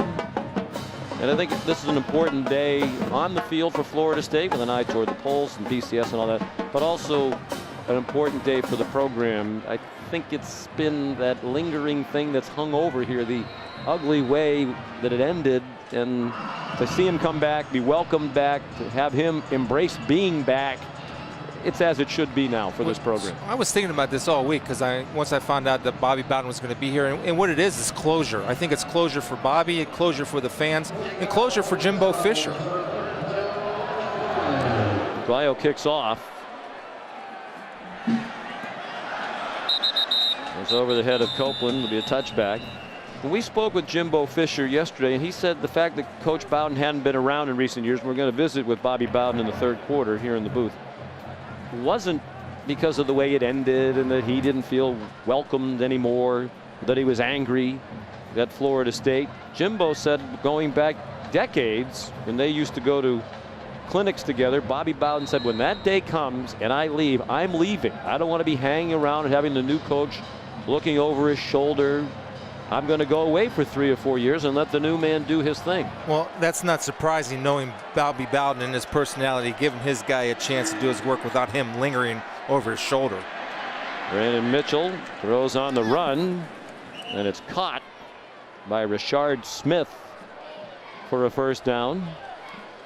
And I think I asked Jimbo, and he's learned a lot of things from Bobby Bowden, that being one. The other thing is how to treat players so that you don't overreact, and you're the players, you want to give them a chance. Now, they have to earn it, but you want to give them that second chance, and Jimbo does that with his guys. Lesson he learned from Coach Bowden. Shadrick Thornton tackled by Terrence Smith. We asked Jimbo about Coach Bowden. He said most of all you learn how to coach with grace and dignity, but he made the point you made. He marveled at how Bobby Bowden was great at handling problems that came up in the program. A lot of times the easy thing to do might have been just to throw somebody out of the program. Thornton ahead for a few, but that Bobby knew for many of those young people, if you threw them out of the program, you know, that might have been their last chance to really make something of their lives, going back to what he knew many of them came from. He said he didn't always let the guy hang around. If it got to the point where it was time for the player to go, it was time to go. But he, in the opinion of Jimbo, had great judgment. Yeah, most coaches do have that judgment, Sean, whether a guy deserves that second chance and if he's worth saving. Mitchell throws up for grabs again. Intended for Valdez Scanling. And Ronald Darby broke it up. Just another strength on the corners. Ronald Darby, as you mentioned, Rookie of the Year last year in the ACC, coming back and just breaking on the route before the receiver breaks on the route. That's coaching, game planning, and scouting.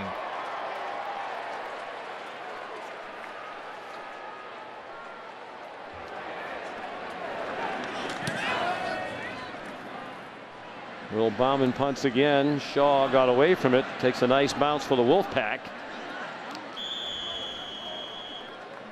They down it inside the 10. Davis right down there. There's a look inside the Donald L. Tucker Civic Center here in Tallahassee last night. Bobby Bowden honored by former teammates, fans, former players. More than 5,500 people came into the Civic Center. Treated about an hour and a half of Bobby's thoughts and great storytelling. Then before the game, you said, Chris, it's the first time since you've been in a broadcast where you got goosebumps in the booth as he walked out through the tunnel formed by the more than 300 players who are here today. Threw the spear into the ground. And I think if there was any lingering air that needed to be cleared, any feeling here in Seminole country that all was right with Bobby Bowden and this school, I think today's been a great day for them. I absolutely agree with you, Sean. And the cool thing is that Coach Bowden's still very active, where he's traveling around the country and, according to Coach Fisher, giving about 200 talks a year. So he's spreading his wisdom that he passed on to his kids to the general public, and that's a gift. Looks like they'll just try to run out the half here. Bobby Bowden is doing some fundraising for Florida State University. Devontae Freeman. NC State cannot stop the clock. Hakeem Jones stopped Freeman. So after a wild first quarter, the game settled down in the second quarter. The Seminoles will still have about 400 yards of offense, just under it, for the half. They're 371 right now. They're not going to have to run another play, it seems. 371 in the half, 277 of it passing by Winston. 3 touchdowns and a huge ovation as Florida State heads to the locker room with a 42-0 lead.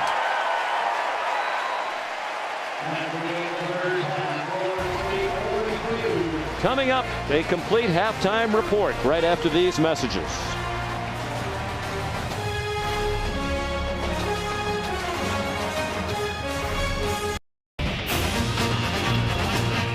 You're watching the ACC on ESPN from Doak Campbell Stadium in Tallahassee. The band paying tribute to the legendary Bobby Bowden during his performance at halftime. It's Bobby Bowden Day. The great coach back in the stadium for the first time since he retired in 2009. And the Noles look like Bobby's great teams from yesteryear.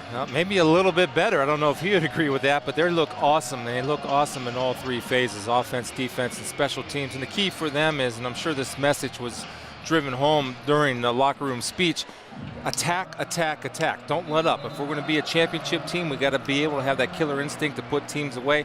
I'm anxious to see how they come out to start the second quarter. The pace slowed down a little bit in the second quarter after they tied the school record with 35 points in the first quarter. 4th time in school history they've scored that many points in one quarter. Jameis Winston had a huge first quarter. NC State defense settled in a little bit in the second quarter. Yeah, they did, and that's good. I mean, that's a good sign for Coach Dorn with a young team and a young staff as far as experience goes. And he wants to see how his guys respond and never quit and keep fighting, guys, and we'll define ourselves after the second half. NC State will kick off to begin the second half.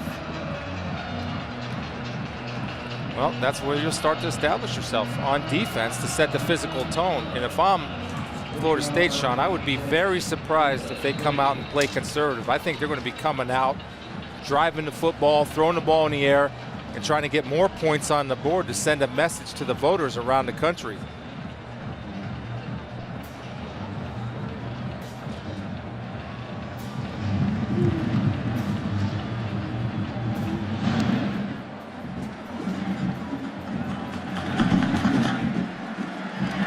Bill Bauman kicked off. Jesus Wilson runs it back to the 29. Here's the Pacific Life game summary.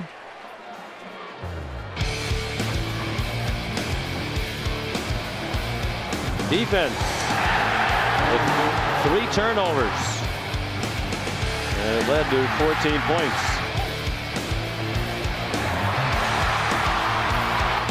They've done a good job of that all season long. Entering the ball game, they had 11 takeaways for the year. 10 of them had resulted in scores by the offense. Kelvin Benjamin the catch on the first play from scrimmage of the second half. Dante Johnson made the tackle. Jameis Winston just 8 yards shy now of a 300-yard game. Yeah, no surprise on that first call either, Sean. Coming out, being aggressive, and getting him back into rhythm and getting this offense in rhythm. That's the priority for the Seminoles this second half. Winston stumbled a bit as he went to give the handoff to Freeman. Again, horrible tackling by NC State. Finally, DJ Green able to yank Freeman down at the 41. Here's Shannon Spake. Well, Sean, the second quarter stunk. Who said it? Jimbo Fisher said it going into the half. He told me he felt like his guys lost focus, and he said great teams do not lose focus. I also asked him about going for that fake punt. He told me it was all about momentum, but you got to believe that these guys got an earful in the locker room. I believe it. And again, that's what championship teams do. They don't have let-ups. Freeman rips through again, close to another first down. Dante Johnson made the tackle. They did fake a punt late in the half with a 35-0 lead after the offense had gone stagnant, and it led to the final touchdown of the half, a 4-yard run by Devontae Freeman, who's scored 2 touchdowns running. He's a tough runner, isn't he? He's one of those pound-for-pound guys, as tough as they come. Watched him in Thursday practice work a little extra, running through the bags to work on ball security, taking contact and hits. Here he comes again. First down. They've been a balanced offense all year long. 210 yards a game rushing, 341 passing. 551 total, 5th best in the country in total offense. Only Baylor, Oregon, Texas A&M, and Fresno State better. They're on their way to their 11th straight win against an ACC opponent. That'll be their longest conference winning streak since 24 in a row under Coach Bowden. The pass, was it caught and then intercepted? Yes. It was a catch, then it popped out, and Dante Johnson intercepts. Off the hands of Kelvin Benjamin. These receivers have not been very sure-handed after the hot start. Well, it's a good throw, but he missed Rashad Green wide open in the end zone, going for the crossing route. And right there, Jones comes in and puts the shoulder and wraps his arm, which causes the ball to come out. Good job of tackling. And his partner at safety, Johnson, comes in with the interception. Good start for the Wolfpack. And again, you're going to judge the Wolfpack on their effort in the second half, but he's going to go back to that film and say, man, I had Green open in the corner of the end zone, wide open. Benjamin hurt. Hakeem Jones knocked the ball out, and then Johnson had his second interception of the year. Chadrick Thornton ahead for about 4. See the second unit defense in for Jeremy Pruitt and the Seminoles. It's good to get their guys some rest, and these guys will get valuable reps and valuable experience in game-like situations. Actually, an actual game situation. Yeah, thank you. Yeah. Not just like a game. Yeah, it's pretty much like it, isn't it? Yeah, you got it. Pistol formation now.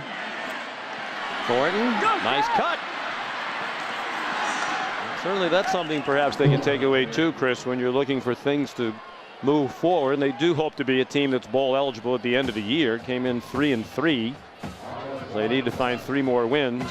They need to establish somebody as the featured back, and Thornton could be that guy. And that's who Dave Doran was excited about. And in all fairness, you know, now they're getting their starting quarterback back, and he's only going to get better with the more game situations that Brandon Mitchell takes. Pistol again. Thornton. By the way, that turnover for Florida State, their first of the day, just their 5th of the year. They started the day with the lowest turnover total in the country. UAB and Bowling Green turned it over 5 times each. It's another sign of a good team. You don't do something to help the other team that's thinking about the upset.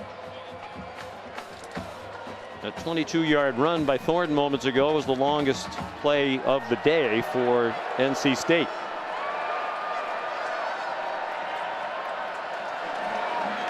On 2nd and 8, Brandon Mitchell throws short. Asa Watson, the tight end. Nick Wasom the tackle. First down. Here's Shannon. Well, Sean, how about a report from the other side? Dave Doran for North Carolina spoke with him as he was coming out of the locker room. He said, we just have to approach this next 30 minutes as it's the entire game. It's a 30-minute game for us, and we have to win the next 2 quarters. I specifically asked him about Brandon Mitchell getting back into the pace of game after missing 5. He said he definitely feels like he's panicking, pressing a little too much. He just needs to calm down. Been under duress for a lot of it. Brian Underwood the catch and run. Then they're into Florida State territory with a first down at the 47.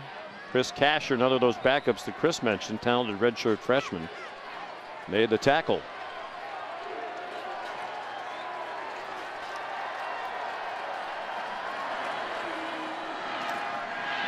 Underwood with some running room. He has a first down at the 33. Here's Robert Flores.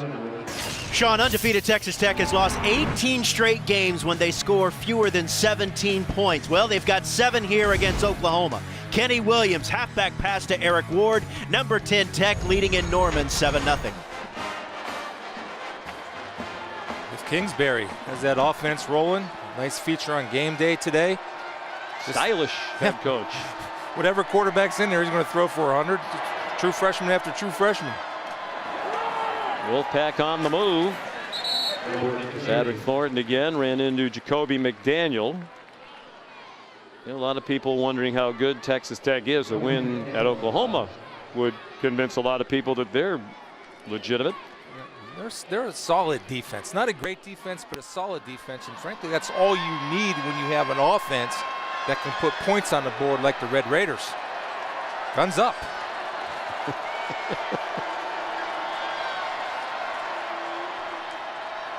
Mitchell fires for Richard Smith. He has another first down, another backup linebacker, true freshman. E.J. Levenberry made the stop. He's out of Woodbridge, Virginia. Be interesting to see the patience of Jeremy Pruitt, because you have a shutout going, and also the starters. I mean, they worked hard to get that shutout, and we'll see if he stays with these guys as North Carolina State's matriculating the ball down the field. They shut out Maryland 2 games ago. Here 63-0. Think about what they had done the last 2 games against ranked teams. Maryland came here undefeated, ranked number 25. They beat Maryland and Clemson by a combined 114-14. And that's amazing. And their defense is so helped by that offense, because that offense scores quickly, and it forces defenses to opposing offenses to try to throw the ball all the time. They become one-dimensional, and that's when the big fellas like 97, McAllister, pin their ears back and come get the quarterback. It's now 156-14 in the last 3 games in favor of the Seminoles. They blitz. Mitchell throws incomplete. Looked like Ryan Underwood had some room behind the defender. Floated incomplete. That's one that they're going to have to convert if they want to progress throughout the ACC and the rest of their season. He was wide open, and they will. And again, I can't emphasize the importance of the reps that Mitchell's taking now in a game for them to improve offensively as a whole. 3rd and 7. Nice drive here for Brandon Mitchell and NC State. They're at the 19 of the Seminoles. And the crowd trying to help these backup defenders who are on the field for Florida State. Mitchell back to the line, and that's it. Knocked down by Reggie Northrup.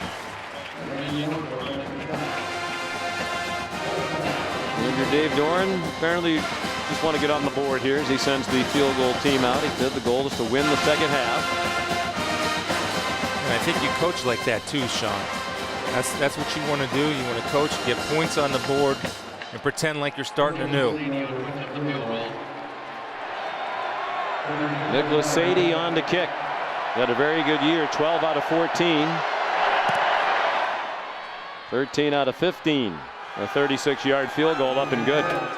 So the Wolfpack on the board nearly midway through the 3rd quarter.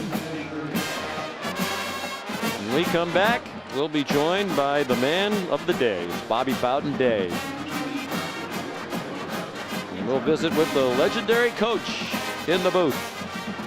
right after this. Hello, Coach. Great to see you. For the Florida State Seminoles, here's Bobby Bowden Field at Doak Campbell Stadium. The legendary coach honored before the game. More than 300 of his former players on hand. Fired beautifully. Perfect strike of the flaming spear into the turf at midfield just before the game. Rousing ovations throughout. And his school representing itself very nicely on the field, although I don't think Coach is going to like that.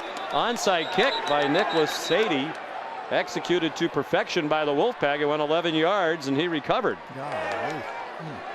Dave Dorn fired up and wants his Wolfpack to win the second half. Sean McDonough with Chris Spielman joined by Coach. I know you didn't like that. That's one of the few things that's gone wrong today. Yeah, and you know, when you're that far behind, it's not that too surprising, is it? Yeah, it isn't. What's this day been like for you back here for the first time since 2009? It was fun. You know, I intentionally had stayed away. I didn't want to stay here and look over the shoulder of a guy, you know, and because I've been through that myself, you know. And but it was nice. The people were so doggone good. It was very nice. And I think that's an important point to make. We spoke with Coach Fisher yesterday. He said you told him years and years and years ago that you weren't going to hang around whenever the time came, that you weren't going to be the coach anymore and look over the shoulder of the new guy. So yeah, I think the feeling for some of us from a distance might have been that there was bad blood. It didn't end well. If there was any of that, is that over now? Yeah. Well, when I left here, the day I left, I went by his office.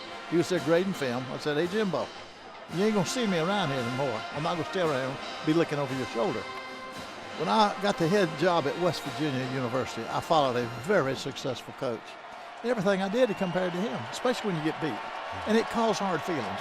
And I always said, when I leave here, I'm leaving. Yeah, well, I understand that from when Earl Bruce took Woody Hayes' spot. But, Coach, I it's tough. wanted to ask you, besides the wins, how would you want your legacy to be defined, or how would you define it yourself? Well, it'd be nice if people thought I was one of the good ones. I don't expect them to sound the best, because I wasn't the best. I can knock a bunch of them that I think are a lot much better coach I was. Probably got one here right now, you know. But I hate for them to say he's one of the worst. Yeah, that'd be bad. Please put me in there with one of the best. Fifth or sixth, somewhere around in there, you know. The record speaks for itself. If you weren't the best, who was the best, in your opinion? Well, you know, my guy was Bear Bryant. You know, I was raised in the shadow of Bear. I coached about 50 miles up the road from him when he came to Alabama, and I tried to copy a lot of my program after his, and he was the guy I really liked. How good is this team? We were saying the way this game started in particular was reminiscent of some of your teams that really dominated for that stretch of 14 years or so when you won a couple national championships. Yeah. How good is this team? You know, they look as good as anybody I've seen. You know, I watch. One thing about it, when you're not coaching, you watch everybody else. And they look as good as anybody I have seen. You know what? And I think this is a team that if they play the best they can play every Saturday, you ain't going to beat them. You know what? Until they get that big, and then see how that comes out. Well, it's one of those teams, too, Coach, with the day and age of the spread offense. They're pretty much still standard and very similar to what you did when you were here. Yeah. Even before Jimbo Fisher. Very much. But, you know, but the key to all of them is defense. Yeah. You know, spread, tight. I don't care what you're doing. If you can't play defense, you ain't going to win. This guy helps, too, though, doesn't he? Oh, yeah. You have one of those guys? And that guy. Yeah. I would say the ingredients are one of those guys and defense. Well, speaking of that guy, Jameis Winston, we believe, is going to come out of the ball game now with the outcome not really in doubt. You said the other day, you were quoted in the paper at least, as saying that you think when it's all said and done, he might walk out of here being regarded as the best quarterback that's ever played here. Well, he sure got a better start than everybody. You know what? And dadgum freshman, just a freshman. So that wouldn't surprise me one bit. You know. Would you be nervous if you knew that he was the closer on a baseball team and he was your starting quarterback? That would bother me. Yeah, it would bother me too. You know, I've seen a lot of great football players break legs, tear up knees, playing baseball. I sure hope it don't happen to this guy. Yeah, well, Jameis isn't sure if he's a baseball player or a football player beyond college, which says a lot about his incredible athletic ability. Jacob Coker has come into the game, so Jameis Winston throws for 292 yards today, 3 touchdowns, 1 interception. And it also says a lot about Jacob Coker, Coach, that the battle for who was going to be the quarterback went right down to the end of the summer, and Coach Fisher was raving about the talent that this young man has. Yeah, he seems to think that he can play for about anybody. Now, you know, I'm going to tell you an amazing thing about Jimbo. Both of his quarterbacks from Alabama. Now, that ain't supposed to happen. Hey, when I was here, we couldn't get them out of Alabama. You know what? Yeah, I've used it, and that's true. I mean, if Alabama and Auburn, they can get them. You know what? But he's got his first and second team quarterback, 2 excellent quarterbacks, both of them out of Alabama. Covers from Mobile, Alabama. Yep. And we asked Jimbo yesterday, I mean, he's behind now Jameis Winston. Are you concerned that this young man might not stick around? And he said, well, we'd love him to stay. He's got great talent, but if not, we have 2 or 3 other guys in the program. We have a couple of recruits coming. You get the feeling that they have done a wonderful job here recruiting quarterbacks, as you and your staff did for so many years. Yeah, you got it, like you said, you got to have the quarterbacks. But you know the style nowadays. If a young quarterback is starting, look at that play. Excellent play right there. Yes. The style is if there's a freshman, a sophomore, a guy under me starting, I should leave. That's kind of what it's been. This one might stay. I don't know, but it'll be different if he does. What's more important in your philosophy when you're coaching, the X's and O's of your coaches or the ability to recruit? Hey, it ain't even close. All right. He who gets the best players wins. They make you pretty good coach, don't they, exactly, the players? Exactly. Yeah. Now, a coach can mess it up.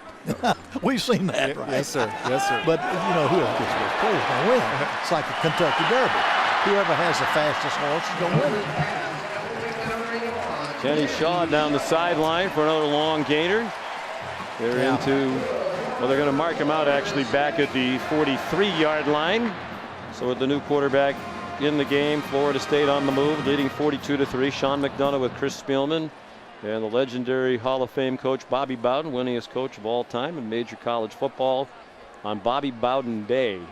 A lot of memories relived, I'm sure, last night at the Civic Center when you got up and charmed the crowd for about an hour and a half with your legendary storytelling ability. Oh, boy. And again today, any particular moments or two from the last 24 hours that particularly moved you emotionally? Well, you know what moves me is when I see the guys. You know, last night when I went out into the crowd, and there were the players, former players, that gets to me. I can handle that crowd right now. You know what? But your players there that you hadn't seen in 20 years, 30 years with their little boy or their little girl and their wife, you know, that gets to me, you know, and nearly got to me down there. But I put dark glasses on, nobody could tell. Yeah. You know what I noticed too, Coach, is all your players, but I know and you know, I'm Coach's son and what a team game football is, but the importance of a staff. I always thought like a coaching staff was a team within a team. Is that accurate? No doubt about it. I mean, you've got to have great coordination among coaches. They got to have love and unselfishness among coaches, just like a family. You know what? And if you got that, you got a chance right there. You pass some advice along to Coach Fisher, and if you were to talk to Terry, your son up at Akron, or any other young coach, give me 2 pieces of advice that you would give them, the 2 most important things in your mind. Well, here's what I did on Tommy when he was coaching at Clemson, and Terry at Auburn, and Jeffrey when he was coaching at Southern Mississippi, is number 1, don't take shortcuts. Don't take shortcuts. Do it right. You know what? Don't cheat. You know, that number 1, because it will not work.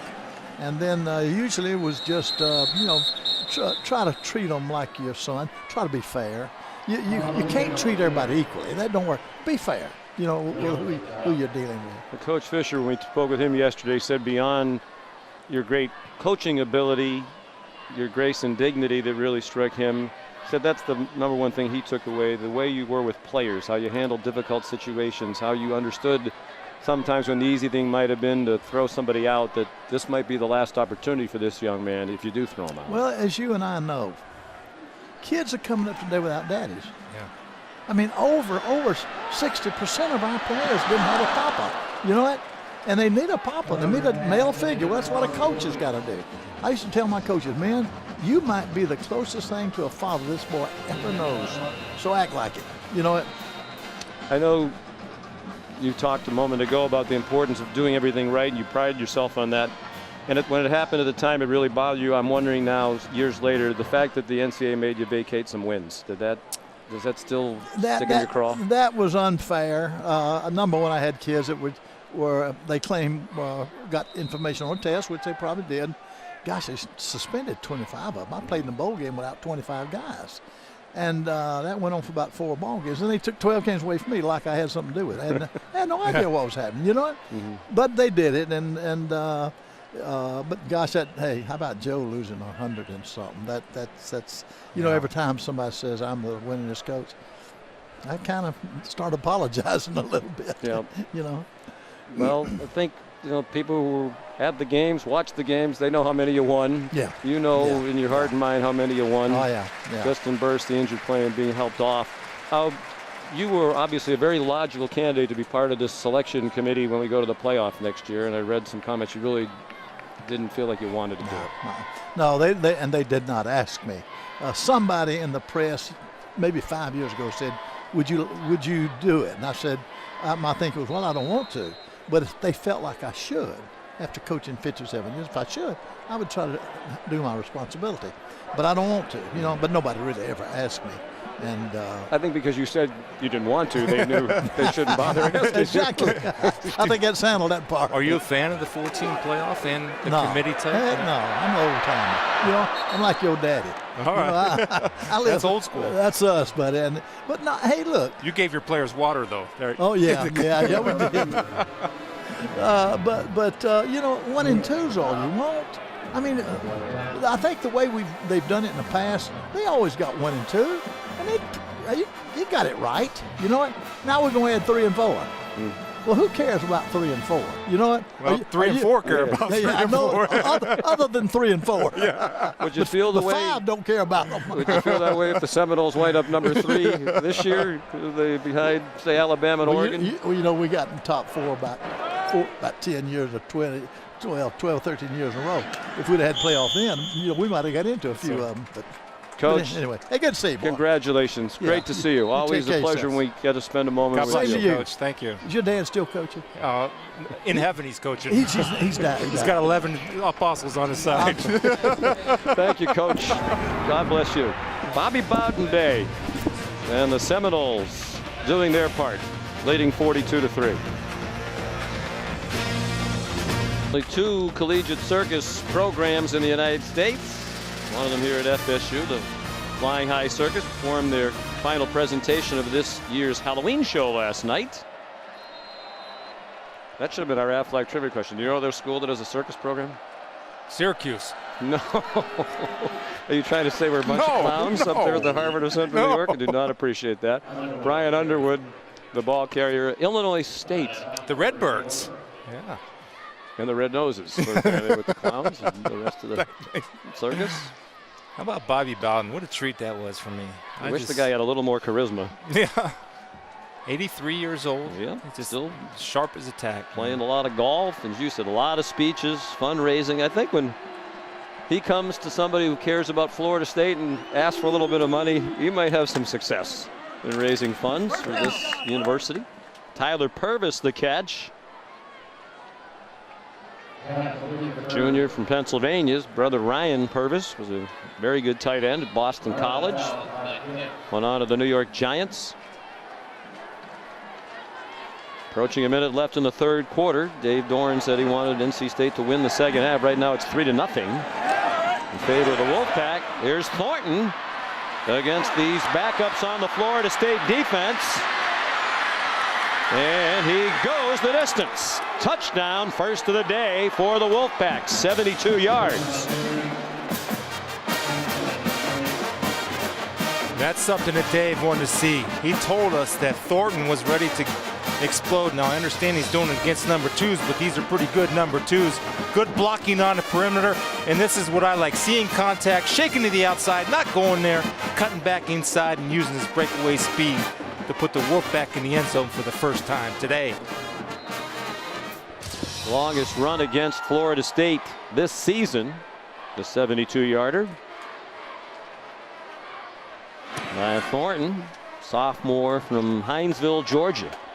Sadie kicked the extra point. And the comeback is underway with 59 seconds to go in the 3rd. In high definition, brought to you by Vizio. Back in Tallahassee, Florida State leading 42-10. It scored 10-0 here in the 3rd quarter. 72-yard touchdown run by Shadrick Thornton.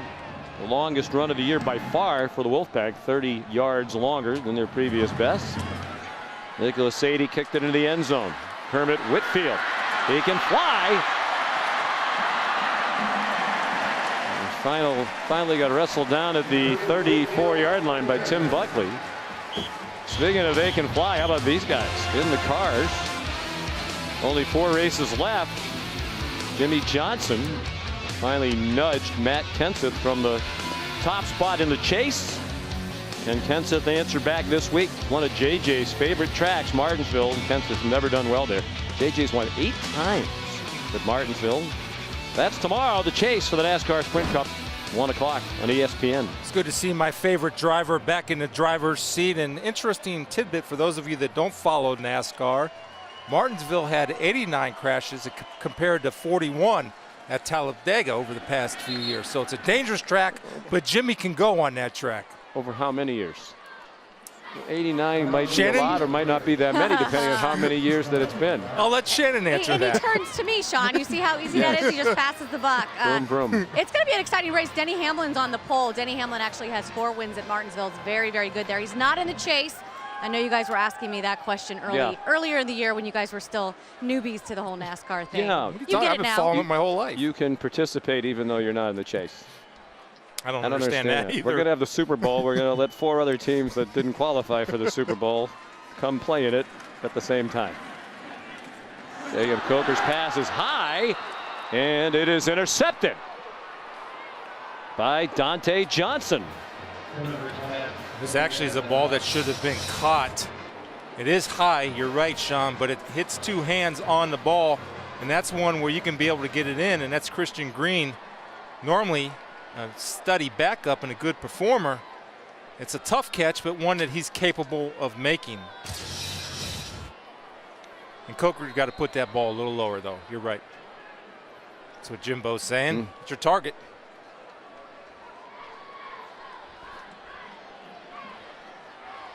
Best starting field position of the day for NC State.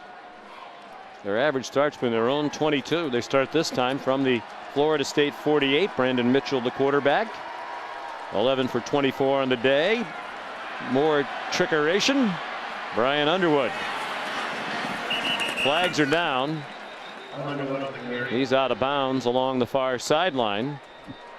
Just inside the 40. Gerald Demps chased him out. 3rd string cornerback who's in the ball game. Well, I love the way that Dave Dorn and Matt Canada, they're calling this game. Still aggressive. And again, you're trying to create plays and create confidence for the future games on your schedule. Coach Doran, just 41 years old. He's the youngest coach in the ACC.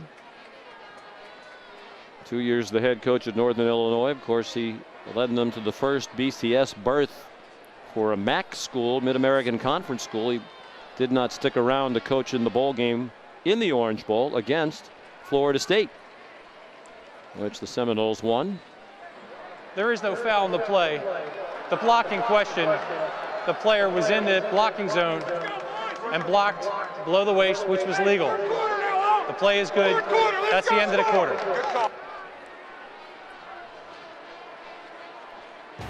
So they won the 3rd quarter. We go to the 4th. It's 42-10, Florida State. Tonight on ESPN's College Football Primetime, a Pac-12 clash. Number 12, UCLA on the road against a tough opponent for the 2nd week in a row. Last week lost at Stanford. Tonight, trying to knock off number 3, Oregon. That's presented by Hampton Hotel, 7 Eastern Time on ESPN. Also, of course, live on Watch ESPN. My favorite channel. Brett Hundley's got to get it going, Sean. He had it going earlier in the season. Last 2 ball games, he's just been off a tad, which throws that whole offense out of rhythm if he's not in perfect timing with receivers. And they got to get Jordan James back to get a little running game going. I wonder about that offensive line at UCLA as well. After the play fake, Brandon Mitchell throws deep, incomplete. Trying to get it to Shadrick Thornton. Marquez White, Keelan Smith. They're on the 3 deep in the secondary. Had the coverage. Well, if you're scouting North Carolina State as a future opponent, you understand that Shadrack Thornton is going to be an important part of this offense. They try to create ways to get him the ball. One was after we saw the long touchdown round, then as a receiver running a go route down the sidelines. Matt Days, the true freshman in at running back. He's down inside the 35-yard line. Marquez White made the tackle. Days made an immediate impact. Horse is out of gas, going home for the day. Renegade. Be a front runner, Renegade. Stay till the game's over. Days, by the way, in the opener against Louisiana Tech, first collegiate game, ran for 84 yards, 3 touchdowns. He carries again to the 31. Here's Robert Flores.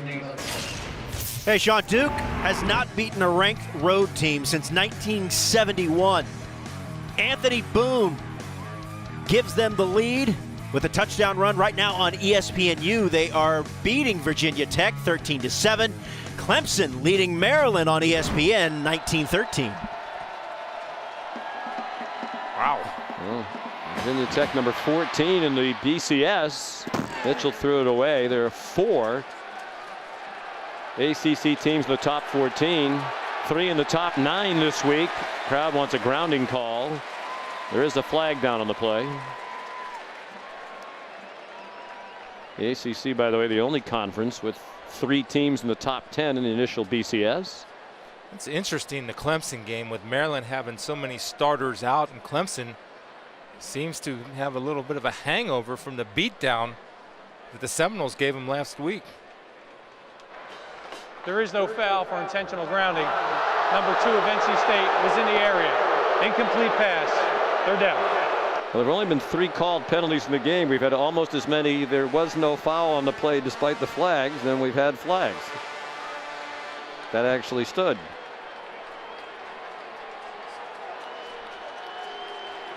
Oh, Jimbo disagrees with the call. Still coaching. Love it. You never change. Players look to that consistency from their coach. Brandon Mitchell on 3rd and 7.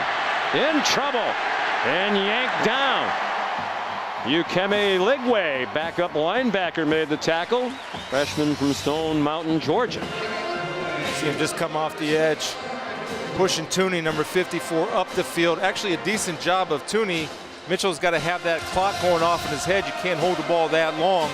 Ligwe with the finish. 3rd sack for the Seminoles defense. Wolfpack going for it on 4th down and 12 from the Florida State 36. Tony Creasy, the running back. Mitchell got it ahead, and then Creasy got creased by Reggie Northrup. And those Seminole fans who remain at Doak Campbell Stadium enjoyed that turn of events. 32-point game. Very interesting. We can tell you that next Saturday, game day will be right here on the Florida State campus, getting you ready for a huge game. Number 7 Miami, which barely squeaked by against Wake Forest today, and number 2 Florida State. Remains to be seen if those are still their rankings in the BCS. Coming into next week, it'll get underway with college game day built by the Home Depot at 9 a.m. Saturday, and a full day here because the ball game is going to be ABC's Saturday night football game. The game day crew can enjoy the nice block party that we enjoyed last night outside of our hotel rooms. I don't think you really enjoyed the block party outside the hotel. Isaiah Jones, the intended receiver, the Jacob Coker pass. Jack Tocho had the coverage, and Jimbo Fisher really backing up his words yesterday when we asked him, do you feel compelled in this day and age of the BCS to run it up, score some style points, try to make sure you stay ahead of Oregon? And he said, no, I don't want to be that way. And they've played substitutes on defense the entire second half. Jameis Winston played only 1 series at quarterback here in the 3rd quarter, and then he left. Coker playing here in the 4th quarter now. Carlos Williams, the ball carrier. There is a flag down. Holding, number 60 offense, 10-yard penalty, replay 2nd down. The backup right tackle, Jacob Fahrenkrug, called for the hold. So next week, here comes Miami, renewal of a great rivalry, reminiscent of the old days when so many of them meetings meant so much. There's a guy, Al Golden, who's done a tremendous job. They just found out finally the sanctions earlier this week. Really said very little or nothing about it, but it's a very talented team despite the cloud that's been hanging over them for a few years. It is, and they've been struggling a little bit offensively, but you got a healthy Duke Johnson who ran really well today, and also the guy that has to get a little bit more consistent and has flashed to be a really good football player at times as a quarterback, Stephen Morris. 2nd and 20. Carlos Williams again. They struggled today. They were behind Wake Forest down in Miami for most of that game. Duke Johnson scored a couple touchdowns late, including the game winner with 53 seconds to go as Miami won 24-21. A Wake Forest team that's played better lately. You wondered about the trap game for both Miami and Florida State, the look-ahead possibility. That certainly didn't happen today for Florida State. Came out fired up on Bobby Bowden Day after the emotional pregame ceremonies. And undoubtedly, I think, Chris, motivated to try to stay in the top 2 of the BCS standings. Coker taken down. Sacked by Thomas Teal. Well, when I look at 23. Sean, when I look at it, and I look at Florida State, they're complete in all 3 phases of the game. And where they struggled a little bit was in stopping the run on defense. Now they're going to be challenged next week because Miami's pretty physical on their offensive line, and they can pound the football. Now for Miami, where they struggled today, because I was watching a little of that Wake Forest game, and Coach Golden confirmed this, they could not tackle in the first half. They fell behind. And I'm telling you, these are the guys that you have to be able to tackle, because you see, and we all saw today, the explosiveness of the skill players and how they know how to finish in the end zone. Mason Beatty punts down to the 36-yard line. 11:06 to go. 41-yard punt.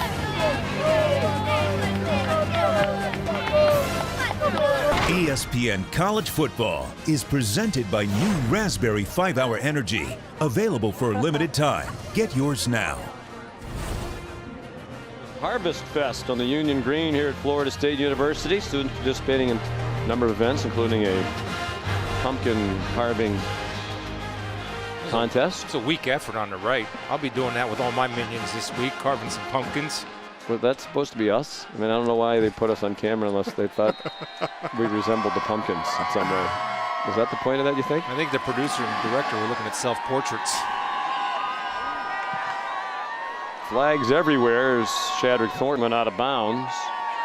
We mentioned it's interesting the margin is 32 points because Personal foul, face mask, number 5, defense.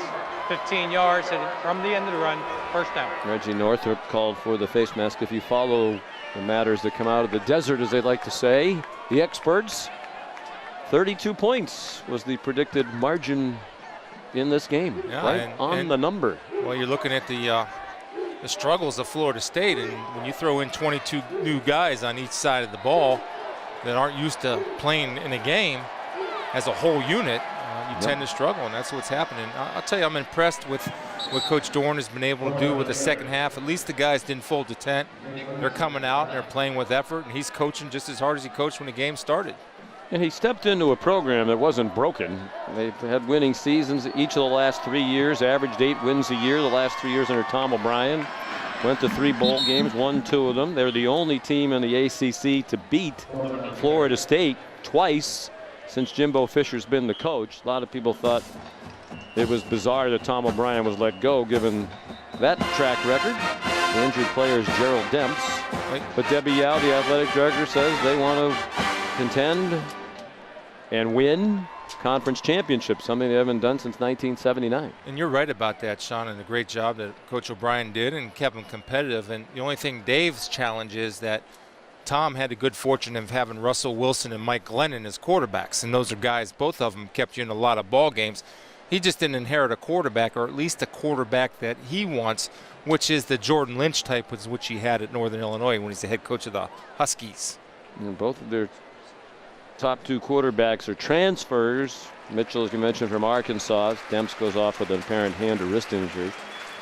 And Pete Thomas, who had started the last 5 games, transferred in from Colorado State.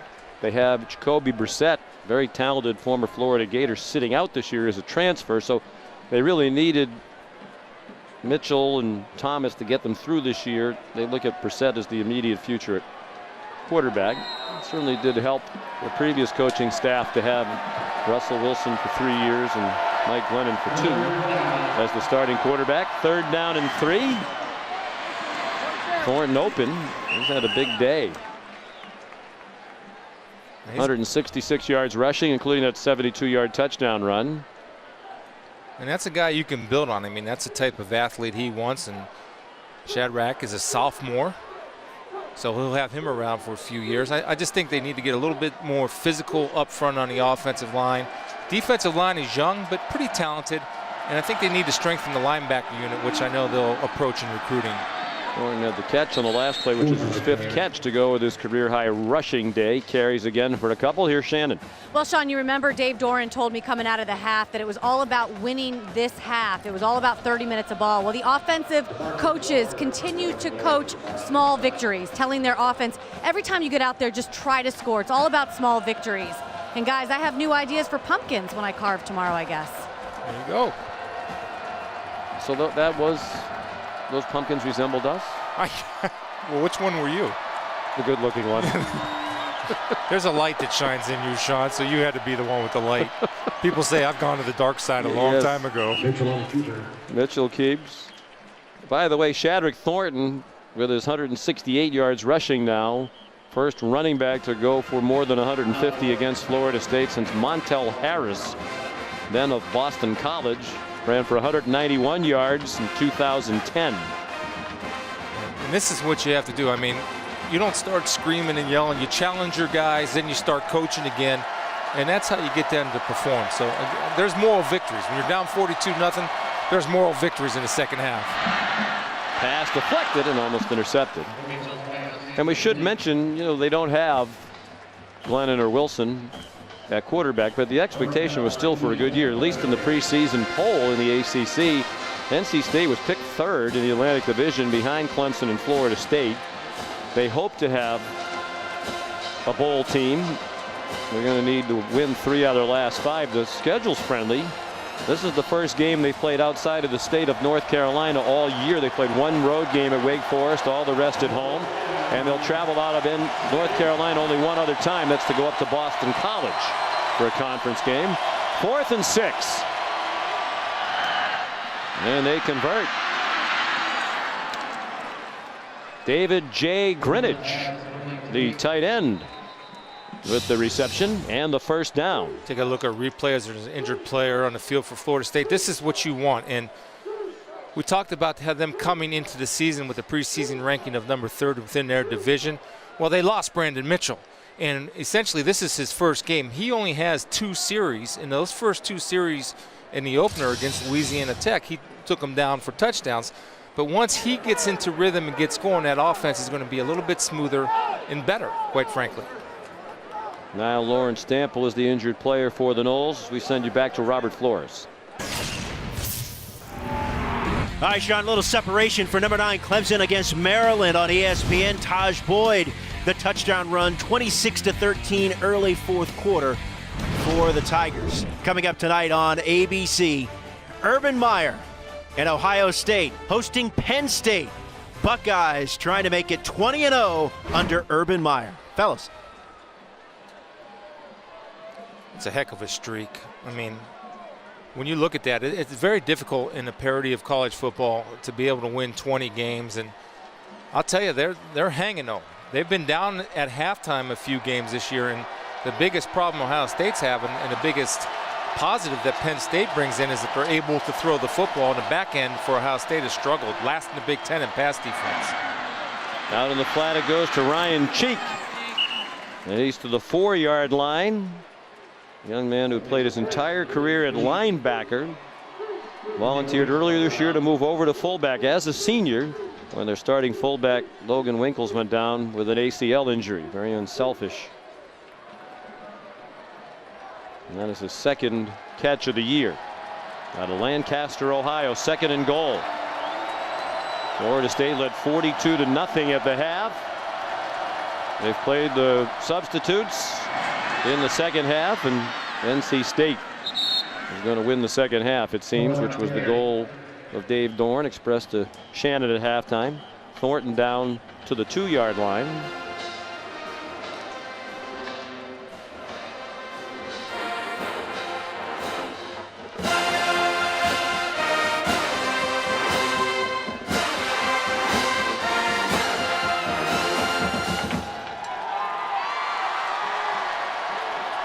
Jeremy Pruitt.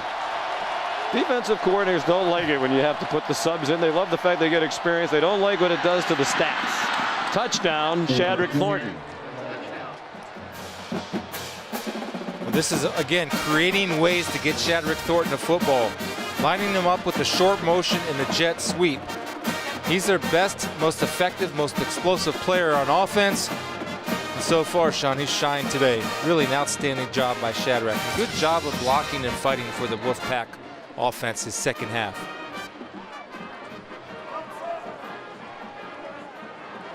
Nicholas Sadie on for the extra point. 11-play drive. They run 62 yards.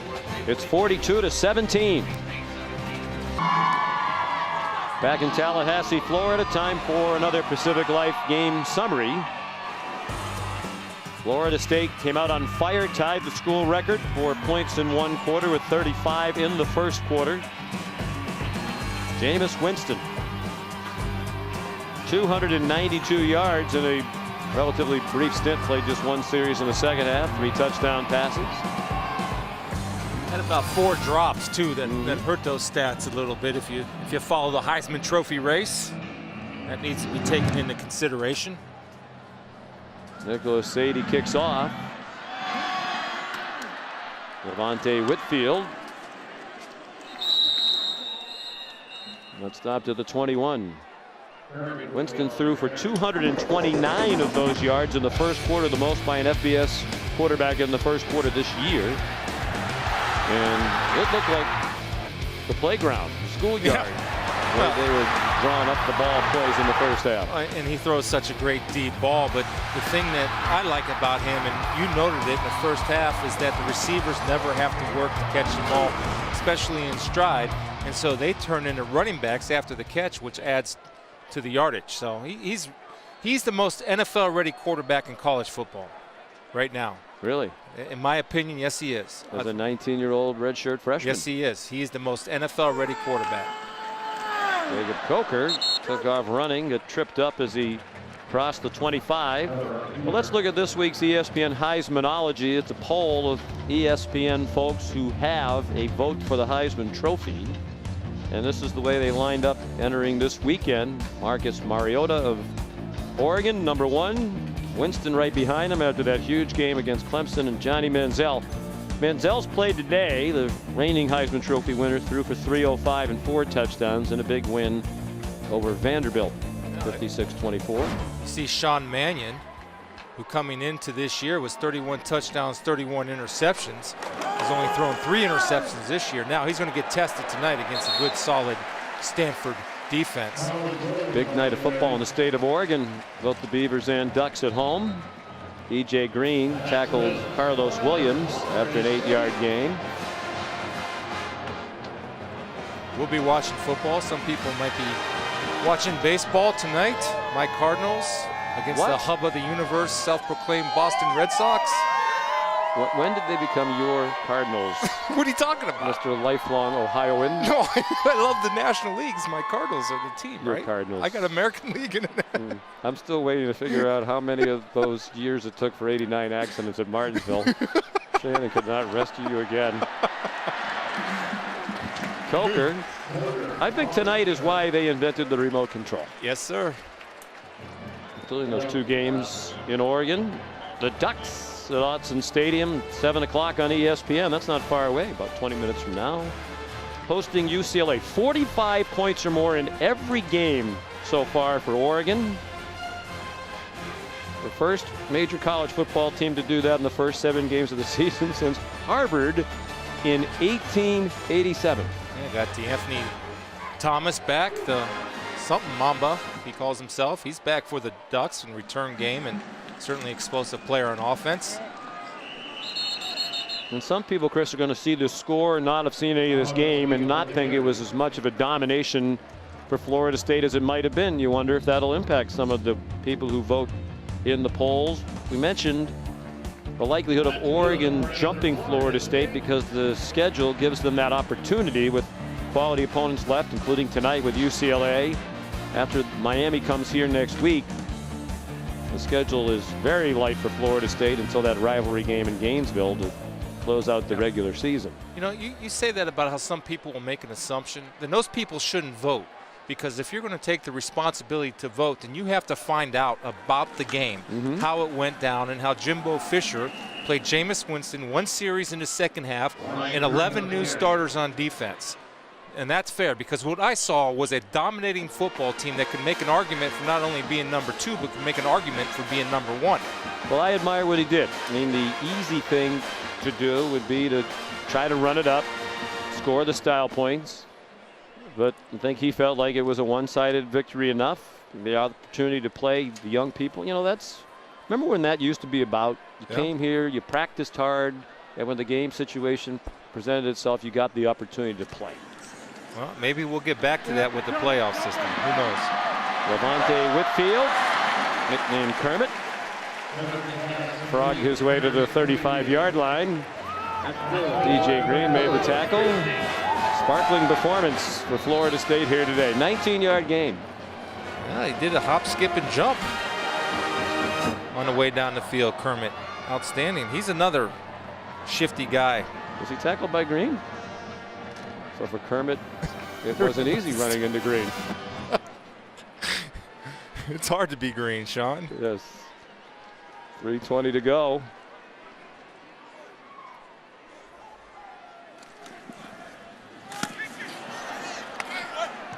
Coker's pass dropped by Isaiah Jones. Not a good time to segue into the good hands play. Brought to you by Allstate. And here it is. Coach Bowden took the handoff. Said he wasn't sure he could dent the turf with the flaming spear. But he did. He also did that for his last game as coach before the Gator Bowl against West Virginia at the end of the 2009 season. And they sent him out a winner.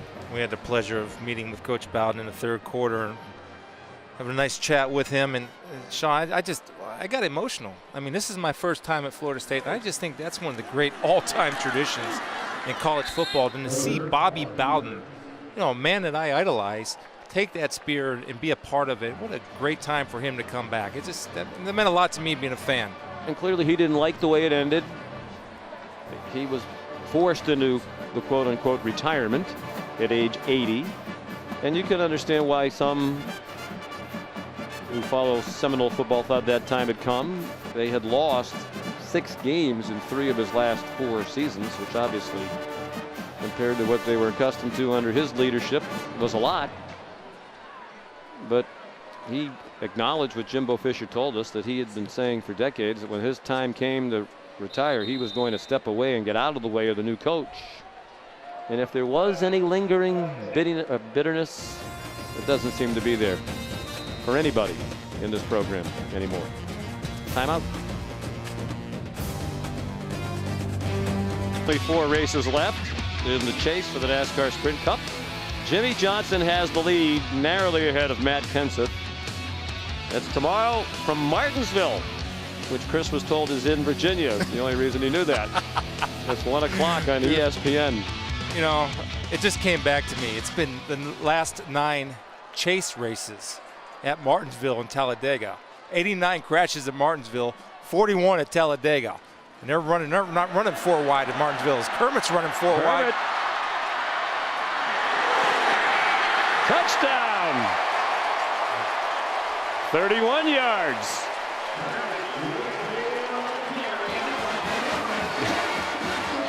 And it's a 31-point game. Well, you want to endear yourself to your teammates and you're a backup quarterback. Give the ball to Kermit and go ahead and throw the block that springs him in. Good job, Coker, getting down there and hustling. Kermit scores.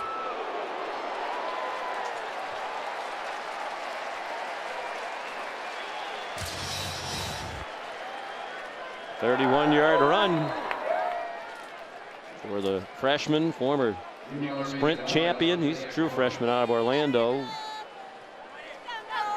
Track star in high school. Aguayo adds the extra point. It's back to a 32-point game with 2:19 to go. In the meeting room, when teams are watching films, when you see your quarterback down there hustling to get a block to spring a guy for a touchdown, that will get the loudest applause in that meeting room on Sunday or Monday morning.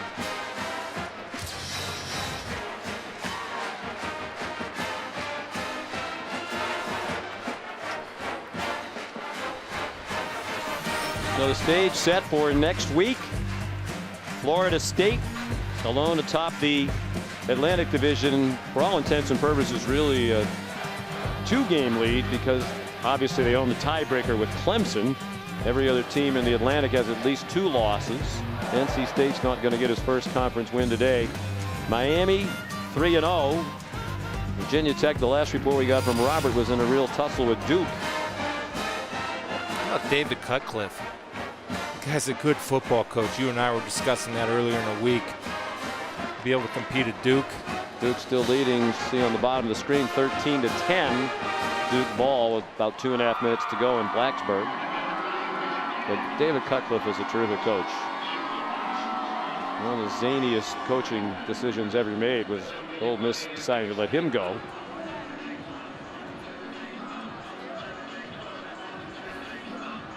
You know, John, just watching Coach Cutcliffe he's like real calm, and he fits in a place like Duke because smart players are at Duke, and if you can get them to execute, people. yeah, well they are. They're calm, they don't panic, and they're smart guys, so they can do a lot of different things, and you can get them to execute that helps make up maybe for the lack of pure athletic ability. Not that they don't have it, but not like Florida State. Roberto Aguayo kicks off. Bunts it down the field, and a fair catch made by Ryan Cheek. So reminiscent of days gone by. They'll both be in the top 7 undoubtedly. Who knows what might happen in the BCS standings. Still some games to be played tonight. Miami leads all time. Florida State won last year's, won 6 of the last 8. Miami won here in overtime in 2009, Coach Bowden's last year. Interesting thing I look at that game, Sean, is that how many players know the players from Florida State and Miami, and that kind of levels the playing field a little bit because nobody's intimidated by anybody. 89 players. No players on the other team, vice versa. That's our number of the day. You notice Mike Schwab, our director, showed the uprights. When you think of this rivalry, you think of the field goals gone a little bit wide. Yeah. Particularly wide right.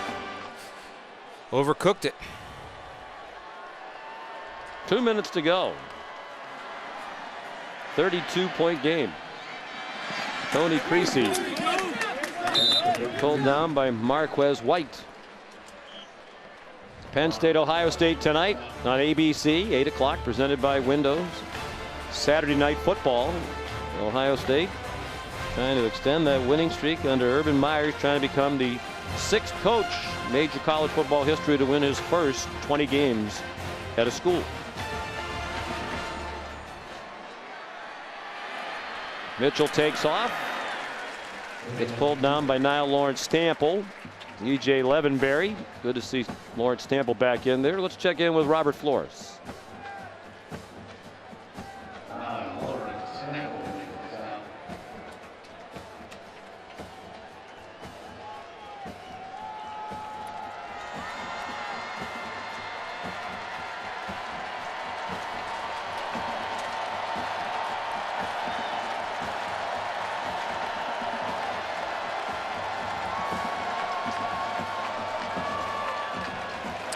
If you're into matchups, watch the matchup between Bradley Roby and Allen Robinson, a fine receiver from Penn State. And the secondary of your alma mater's been a little shaky lately. Well, a lot of it's due to the fact they lost their leader back there in Christian Bryant, who suffered a broken ankle. earlier in the year. But they, they have enough good players where the next guy's got to step up, and that hasn't been the case. And always, as Urban pointed out this week, that pass coverage can be helped by a better pass rush. And I know that Mike Vrabel spoke about that, the defensive line coach, earlier in the week. We talk about if you're a voter in the polls with an eye toward the BCS, you need to factor in that it was 42-0 before Florida State kind of called off the Dogs. Same thing for Jameis Winston. If you were the head coach, I think Jimbo Fisher had his priorities right. Jameis Winston's a Heisman candidate, but the right thing to do, keep him healthy, get the other guys a chance to play. Well, you have a Heisman vote, I have a Heisman vote, and it's something we both take very seriously. And so whatever guy I vote for or the candidates, I make sure that I get on my program and I watch that kid play so I can make an educated vote. You look at the numbers. You're unique in that regard. Well, I think it's fair to the kid. It's what I owe. And you look at the numbers, he was victimized. I use that maybe overstating, but had some drop passes, so his stats would have been better. And even the interception, Benjamin had the ball in his hands. It was knocked out of his hands, and it was a tip ball. So he's as good as there is in college football. Like I said, I'm not saying the other guys can't play in the NFL that won't be NFL quarterbacks, but if we're talking about NFL ready, that's my guy. Right. And that was the point I was making. He did nothing but, to me, as a voter, enhance his candidacy today with the way he played. Because he was outstanding. You mentioned the drops. He played a little over half a game. When it was a game, he threw for more yards in the first quarter than any quarterback in the country this year. And Coker's a young man who's certainly earned the opportunity to play and would be the starting quarterback on, I would say, most of the other teams in the country. Ryan Green, the true freshman, getting a little run across midfield.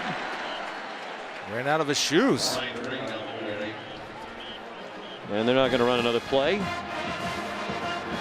Famous Jameis delighting his fans with an autograph. So this will be 11 straight conference wins now for the Seminoles and Florida State and Miami, with Virginia Tech apparently going down at home today, are the only remaining teams who are undefeated in ACC play. 566 yards of total offense for the #2 team in the country.